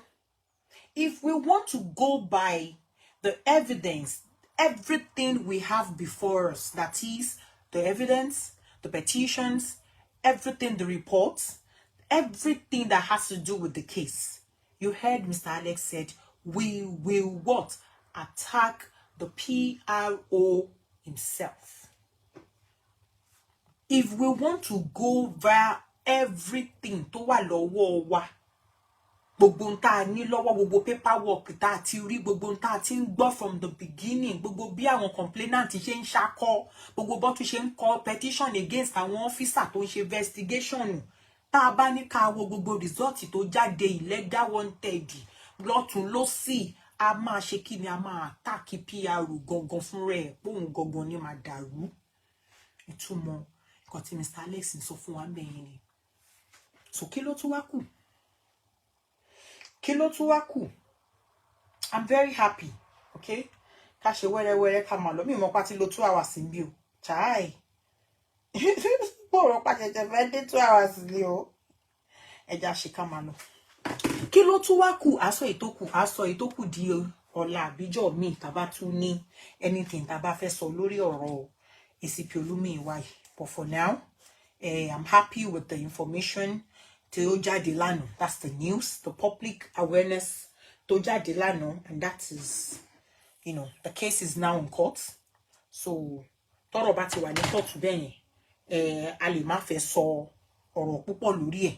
A lè rọra dákẹ́ ká dẹ̀ máa wo bó ṣe ń lọ. Let's understand. Tó bá tún ní 1 or 2 things tá bá fẹ́ sọ, a sọ. But for now, like I said, I might not say anything concerning ACP Olúmíyìwá anymore. But I just wanted to, you know, explain the stuff tó jáde lánàá so that you all can see, you all can, you know, understand it. Because I got messages that people were not really kí ló ṣẹlẹ̀ study. Mo ṣe okay, jẹ́ kí n jáde kí kó ṣàlàyé fún yín pé nǹkan báyìí bó ń ta tí ń sọ náà ni o, kò sí yàtọ̀ ńbẹ̀. Bóyá àwọn grammar tí wọ́n kó jọ ńbẹ̀ ni ò jẹ́ kó yé some of us, but the same thing that tí ń sọ òun náà ni. Ẹ má bínú bóyá bọ́n ṣe kọ́, ṣe mọ̀ pé bọ́n ṣe kọ́ yẹn wọ́n máa in terms pé ọ̀rọ̀ ti dé court. So languages àti kíní tó máa lò náà court terms ló máa lò. Òun lè ṣe rí àwọn respondent, second respondent, bla bla bla, blue blue, bulabalu àbí gbogbo ẹ̀ bó ṣe ń lọ bẹ́ẹ̀. Òun lè ṣe rí yẹn bẹ́ẹ̀. So right now, you all, you know, we all are happy that yes, we all wanted action. And it's in action by. So let's continue to pray and let's continue to stand together to seek for justice, okay? Kade continue anything teba feel pe o ma wa of assets, o ma wa useful. Please don't forget to forward it to my inbox, okay? We would see how won tale she ti ye yin kan tí mo sọ. So gbogbo tó wà ńbẹ̀ náà la play, gbogbo ọ̀rọ̀ Mr. Alex náà la tún gbé jáde fún yín. Officer then in Ogun State. Ó níbi kan tí mo tún fẹ́ play fún yín. Mo fẹ́ gbé bíbá yìí kọjá.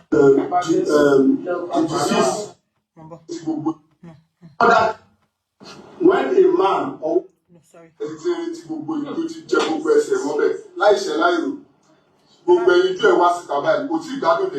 Ó níbi kan tí mo fẹ́ ká gbọ́ ká tó máa lọ. The advocacy of this issue was because of Suraju Ashibiru, the husband of the deceased. You are all aware when a man or woman lost his or her wife or as a ulterior motive. Yes. And these are the points you have been channeling, that if you do not have ulterior motive, even when you take him to Abuja, I agree with you. Take him to Abuja. Why did you keep him in the for 90 days? CID? Yes. Sorry. Emma Bino. That Suraj is supposed to be mourning his wife. The Dorcas opponent that want to get to Dorcas alleged that it was Ashiru that killed his wife. Exactly. So they arrest him at Ifo police station. Move him to Abuja. And all of us, the media is aware. Maybe some people may not know. Anything murder case is a capital offense. Exactly. And it cannot be treated in a division. Exactly. That will be the state CID. Yes. For them to have moved the individual from Lagos to Abuja instead of Eleweran, it shows that they have ulterior motives. Thank you. And these are mo fẹ́ kẹ́ máa pick àwọn points ni. Torí gbogbo àwọn points yìí làwọn wèrè yóò ní gbé jáde fún yín. Why tí wọ́n ṣe gbé Bàbá Ìbejì láti Ifọ̀ tó ń gbé lọ sí Abuja? Eléwéran wà ńbẹ̀. Eléwéran la mọ̀ l'Ogun State ló máa ń deal pẹ̀lú àwọn criminal cases. White House wà ńbẹ̀. White House ló máa ń jù wọ́n sí. Àbí bẹ́ẹ̀ kọ́, kí ló dé tí wọ́n gbé láti ibi tó ń gbé lọ sí Abuja? Tẹ́ bá rántí igúnnugún Amẹ́ríkà, onítùkùtù wèrè tó ń tútùkùtù wèrè lọ́wọ́ ẹ̀. Nǹkan tó ń bi wèrè nìyẹn tí ò já gbádùn. GoFundMe tó ṣí, tá ń fún ẹ lẹ́ right láti ṣí, tá ní kó fi family oní family gbowó online. gbogbo tó sọ pọ́kọ ẹ̀ ló pa ṣó ní proof ìgbónugun Amẹ́ríkà ya wèrè sí gbòòrò tó ń tútùkútù wèrè n tó ń béèrè lọ́wọ́ wèrè nìyẹn ṣòro at least ẹ ti ń gbọ́ lẹ́nu Mr. Alex báyìí. Point you have to challenge him that if you don't have ulterior motive, even when you take him to Abuja, I agree with you. Take him to Abuja. Why did you keep him in a cell for 85 days? That's everybody know him, okay? It's not because me having access to him. So the guy, if the guy eventually died in their custody, police will say, no, you know what they will say? It's under investigation. Exactly. Because we not release to the family to go. Ṣé tó ti gbọ́ bẹ́yẹn tó bá jẹ́ pé bàbá àbèjì ṣe mistake pa yín sọ́dọ̀ wọn ò ní release ẹ̀ wọn ò ní release body ẹ̀ tó rọ́ máa sọ wípé under murder case ni wọ́n investigate wọ́n dẹ̀ máa fílẹ̀ síbẹ̀ ni that will be the end. Ta ló fẹ́ lọ béèrè kinní lọ́wọ́ wọn ta ló fẹ́ lọ béèrè kinní lọ́wọ́ wọn kẹ́ bá lè mọ gbogbo játijàti tí wọ́n ti ṣe. So when the guy left Abuja, he took the court. The guy was not released by the police. They went to court to file for his fundamental right enforcement. Imagine. After 85 days, before it was granted. What does that tell you? Violation of human rights. Violation of human rights. If you are in any position or you are in any area or anything, if it looks like your right is being tampered on, I beg you, seek redress in the court of law. File for your fundamental human right. Nobody has the right to violate you and violate your rights. You heard? Odimelo, violation of human rights yini. Until ìgbà tí wọ́n lọ sí court, òun ni wọ́n tó lè ṣí bàbá Ìbejì sílẹ̀. Now, gbogbo days tí bàbá Ìbejì lò ń bẹ̀, bàbá Ìbejì ò fojú balẹ̀ ẹjọ́. Wọn ò gbé bàbá Ìbejì lọ sí court fọjọ́ kan, which is very wrong. Kódà nínú law gan sọ pé tó bá ààrẹ tó bá fẹ́ charge èèyàn sí court ẹni yóò gbọ́dọ̀ lò 24 hours àbí 48 hours nínú police custody. Tó bá jẹ́ case tó yẹ kán charge sí court, kán charge sí court immediately. Èèyàn dẹ̀ lò over 90 days. Ẹ dẹ̀ sì tì mọ́ bẹ́ẹ̀ tó bá máa kú kó kú. Ẹ wá láyé àbíkẹ́ máa dá. Ẹ wá láyé ẹ wá ó máa sunwọ̀n. Ẹ wá ló máa rí bá ti ṣe. Kò tí ì rí tìjú, kò tí ì rí dààmú. Èyí tó sì lóyún tán ni kó gbé lọ fálára ló pè. Yẹ̀yẹ́ sì ń bọ̀ wájú fún. Ẹnikẹ́ni tó bá ti ń gbèrò burúkú fún ọmọlàkejì tí ò dẹ̀ pọ̀ kó já síkú, ó di dandan k'Ọlọ́run bá yí onítọ̀hún náà jẹ́. Let him continue to be stubborn. Abọ́lọ́hun bẹ̀. Abọ́lọ́hun bẹ̀. Ẹ wo, ẹ jẹ́ ká fi eléyìí lẹ̀ báyìí. Èyí tá gbọ́ yìí, ẹ jẹ́ ká fi lẹ̀ báyìí. 3 hours ti fẹ́ pé ní tẹ́ mọ̀ pé ó máa pẹ́ tó yìí. Mo lérò pé gbogbo wa la understand àwọn explanation tá gbé kalẹ̀ yìí. Bí mo ti ṣe sọ. I might not say anything concerning ACP Olumiyiwa anymore, because according to information tá rí lánàá, ẹ̀yin náà ti rí pé ọ̀rọ̀ ti wà ní ilé ẹjọ́. Ó dà pé Èkó ni wọ́n sọ pé Yaba àbí Èkó ni wọ́n ní kéèsì yẹn wà. Màá tún wo information yẹn. Ó ti yé yín. But nǹkan tí mo fẹ́ kẹ́ mọ̀ ni pé kò sí béèyàn ṣe lè lóhùn ní agídí tó. Kò sí bó ṣe lè lò lágídí tó. Tó o bá ṣe débi tọ́lọ́run bá tó o bá ṣe dé stage kan tọ́lọ́run bá fẹ́ mú ẹ, Ọlọ́run á mú ẹ mọ̀nà kà yìí. Nǹkan kan ló máa ṣe tó máa expect pé bó ṣe ń jẹ lọ ló máa jẹ lọ. Ọlọ́run dẹ̀ máa mú ẹ pẹ̀lú ẹ̀. Tí Dorcas Adéyínká yìí kò lè jẹ lọ. It's no brainer. It's a violation of human rights. According to bí journalist yẹn ṣe béèrè, wọ́n ti mú arákùnrin yìí fún kó máa violate human rights. Iṣẹ́ tí yẹn tó wá ṣe lọ́fíìsì nìyẹn. Kó máa violate human rights àwọn èèyàn, kó máa arrest, kó máa detain, kó máa humiliate, kó máa threaten, kó máa ṣe oríṣiríṣi lòun mọ̀ láyò. Òun lẹ gbọ́ yẹn pé most people are not happy with him.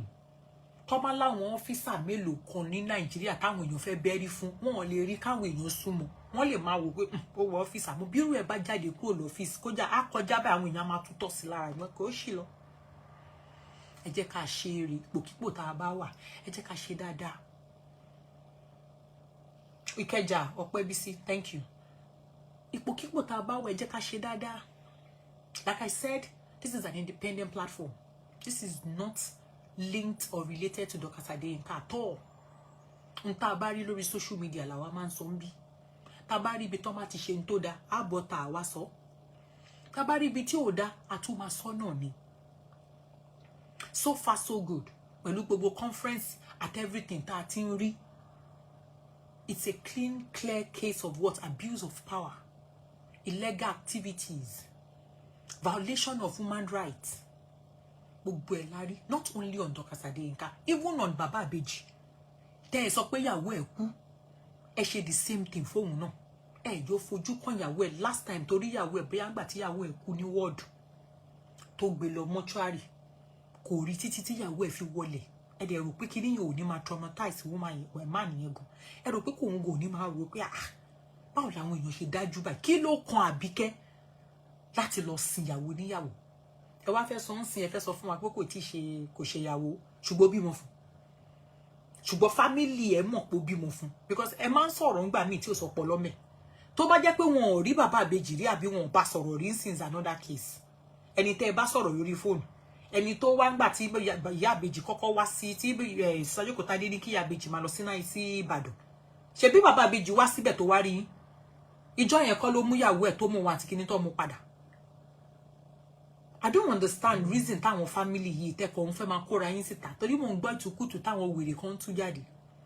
Màá bá yín wá kíní show Sàjókòtadé yẹn, màá bá yín gbé wá bóyá ọ̀la. Màá wá play ẹ̀ fún yín kẹ́ ẹ gbọ́ dáadáa. Kẹ́ ẹ fetí ara yín gbọ́ dáadáa. Ibi family tó bá ti mọ̀ pé lágbájá kan lóyún fún tẹ̀mẹ̀dù. It is the responsibility of the family ìyàwó láti make sure pé ọkọ wá ṣe nǹkan ọ̀daràn. Ohun tó bá ti mú yín tẹ́ ẹ bá ti gẹ̀gẹ̀rẹ̀ dígẹ̀ tẹ́ ẹ fi ọmọ yín lẹ̀ kó tẹ̀lé ọkùnrin lọ pẹ̀lú oyún tẹ́ ẹ ní kó máa tí ò ṣe nǹkan kan, it is not the man's fault.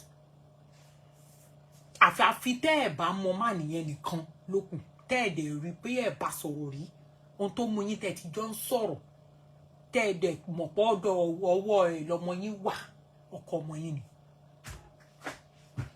Ọkọ ọmọ yín ni. Thank you very much for listening to me. Ẹ ṣé gan mo dúpẹ́. Ẹ jẹ́ kí a wá máa lọ. Tó bá dọ̀la, màá bá yín play, màá gbé show Sàjókòtadé wá, listen sí. Then ọ̀rọ̀ ǹjẹ́ show suggestion tó fẹ́ yẹ̀yà ara wọn sí yẹn, màá bá wọn gbé wá. Màá tún wá bá wọn ṣe analysis sí ẹ̀ ní bíbáyìí. Bá ṣe máa ṣe nìyẹn. A kò fi ṣeré lọ́la ni. Kò sí àwo onídìí gìrìgìrì lọ́dọ̀ tí wá ń bíbáyìí. Àráyè gìrìgìrì kankan lẹ́niwẹ̀. Ká gbádùn ayé wa ni. Ká bọ́ta ká ṣeré ká ṣẹ̀fẹ̀. Ọlọ́run á dẹ̀ ṣe kéde, Ọlọ́run á máa gbà fún wa. Thank you so much. I appreciate you all. Thank you. God bless you. Like I said, ẹ má gbàgbé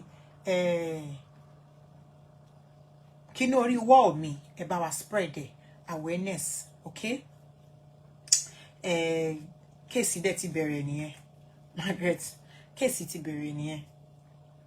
We pray that the justice we seek we would get. Lágbára Ọlọ́run, we will get it. So let's keep praying and let's keep supporting. May the good Lord continue to be with us and may you continue to abide in our homes, okay? God bless you all. Ẹ ṣé gan. Ẹ jẹ́ kí n máa lọ. Ọ̀la lágbára Ọlọ́run á tún padà wá. Á tún wá ṣe àgbé àwọn shows kọ̀ọ̀kan wá fún wa. Ká kàn fi gbọ́ láyé ọjọ́ ọ̀hún, ká flex. Tá bá any trending topic, àgbé wá sí online náà, á wá sọ. Tá bá rí lórí TikTok náà, á wá sọ. Okay? Á wá ṣe tá fẹ́ ṣe. That will make him lose his job. Bí ó tiẹ̀ lose job Stazibes, á lose credibility ẹ̀ ní, á lose dignity, á lose reputation. Ẹ mọ̀ pé àwọn èèyàn bẹ́ẹ̀ yẹn tọ́lọ́run bá máa discipline wọn, nǹkan tó máa ń gbà lára wọn nìyẹn. Á gba integrity, á gba reputation dànù, á gba dignity dànù lọ́wọ́ wọn.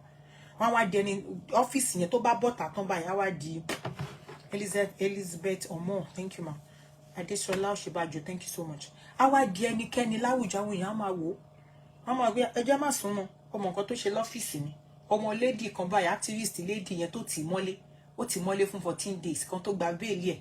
ó mọ Ṣòwòrẹ́ ní Ṣòwòrẹ́ sàn kankan gbà yẹn ó ní kó lọ arrest ẹ̀ ṣó ti gbàgbé lágbájá ni wọ́n ṣe máa dárúkọ ni ó ti gbàgbé Dorcas ní illegal declaration ló ṣe fún ó ti gbàgbé lágbájá ni ṣé máa sọ nìyẹn òun náà fetí gbọ́ àwọn family ẹ̀gbọ́n á máa fetí gbọ́ pé dáàdi lágbájá balẹ̀ jẹ́ tó yìí ọmọ ẹ̀gbọ́n tó bá dàgbà gan á wò pé so iṣẹ́ tí Bobsy mi ń ṣe lọ́fíìsì ẹ̀ lélẹ̀ I mean kò ń tàn gbogbo ohun tó ṣe wà lórí kò ń tàn ó máa wà ń bẹ̀ àwọn ọmọ ẹ̀ á rí family ìyàwó ẹ̀gbọ́n á máa rí pé ṣé wàhálà kọ́ lélẹ̀ ṣùgbọ́n nǹkan tó máa tán kì í mọ̀ ní pé gbogbo ohun tó bá ṣe orí ọmọ wọn ló máa ń bọ́ sí orí ọmọ wọn ló máa ń bọ́ sí ọmọ wọn ló máa ń jìyà ẹ̀ jù Ọlọ́run má jà ní bàbá àti ìyá tó jẹ́ pé ìgbà títí wọn ti ṣe ṣábàṣábà tó yẹ pé ó máa wá tẹ̀lé lórí títí wa táwa bá ń ṣe táwa bá ń bọ̀ Ọlọ́run má jẹ́ ká rírú ẹ̀ but so far so good àti rí pé this is a clear case of violation, threatening, intimidation so court of law náà ni a máa kóra wa lọ court náà ló máa bá wa yanjú ẹ̀ pé nǹkan tó ṣe yìí ó gùdù ń bí ó bàdùn ń bí ó worst ń bí ó ugly ń bí kò ṣeé gbọ́ ń bí kò ṣeé rí ń bí wọ́n dé oníkálukú á dẹ̀ gba ṣẹ́ ẹ̀ ó bá tán kò jù bẹ́ẹ̀ lọ kọ́lọ́run ṣàánú wa. Chief Seun Onabanjo, how you doing, sir? How is work and how's your family? Ṣé wàá pa ṣó ti yé wa kò jù bẹ́ẹ̀ lọ. So let's be at peace and let's continue to be in support. Let's continue to pray. That's all. Like I said, I might not say anything concerning the case again. Tí bá rí anything, tí bá feel okay, we can talk about it. I might say it. Tí bá dẹ̀ a máa forgo ẹ̀ yẹn ti understand ìyẹn ti rebete nìyẹn next ló tún kù báyìí àwọn tẹnu mọ́rọ̀ gbogbo jù and gbogbo báwọn yẹn ṣe máa ń dún bí ajáde gbòógì yẹn àráyé yẹn àti sọ̀ǹtanísọ àti fi hàn yín àti rí information àti gbé gbogbo ẹ̀ síta fún yín àti kà síta àti ti ṣàlàyé ẹ̀ that's all. So the good Lord will be with us. Thank you so much. I appreciate you and I'll see you tomorrow. Take care and do have a lovely night rest. Thank God it's Friday. Enjoy yourself. Okay? Ẹ má gbàgbé Golden Eden Cosmetics. Ẹ má gbàgbé Golden Eden Cosmetics fún ìpara yín.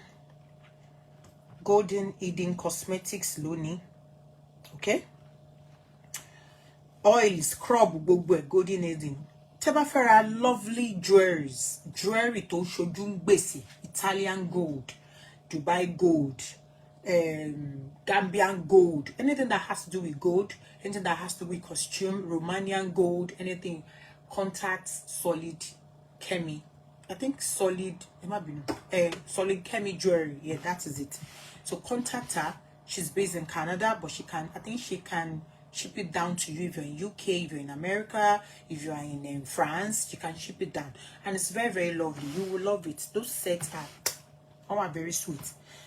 Sister Olawumi for your woman hair, a donation project as in Dorcas Adeyinka Empowerment Foundation project. Don't forget Vladimir G for your branded t-shirt. Adekoya Folake. Yeah!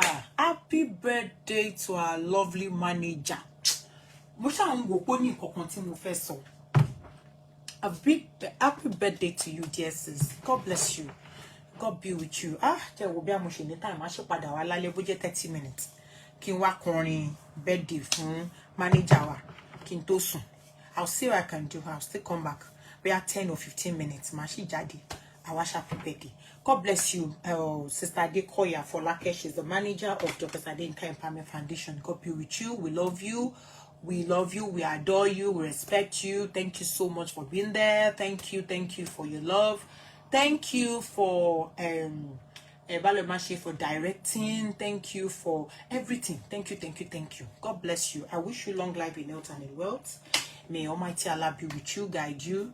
May He also uphold you and grant your innermost heart desires. Eshegun, do have a wonderful, fantabulous birthday celebration. Love you. All right, Eshegun. Odaro. Timbashi le pada wa ma wa celebrate manager wa. Bye everyone. Love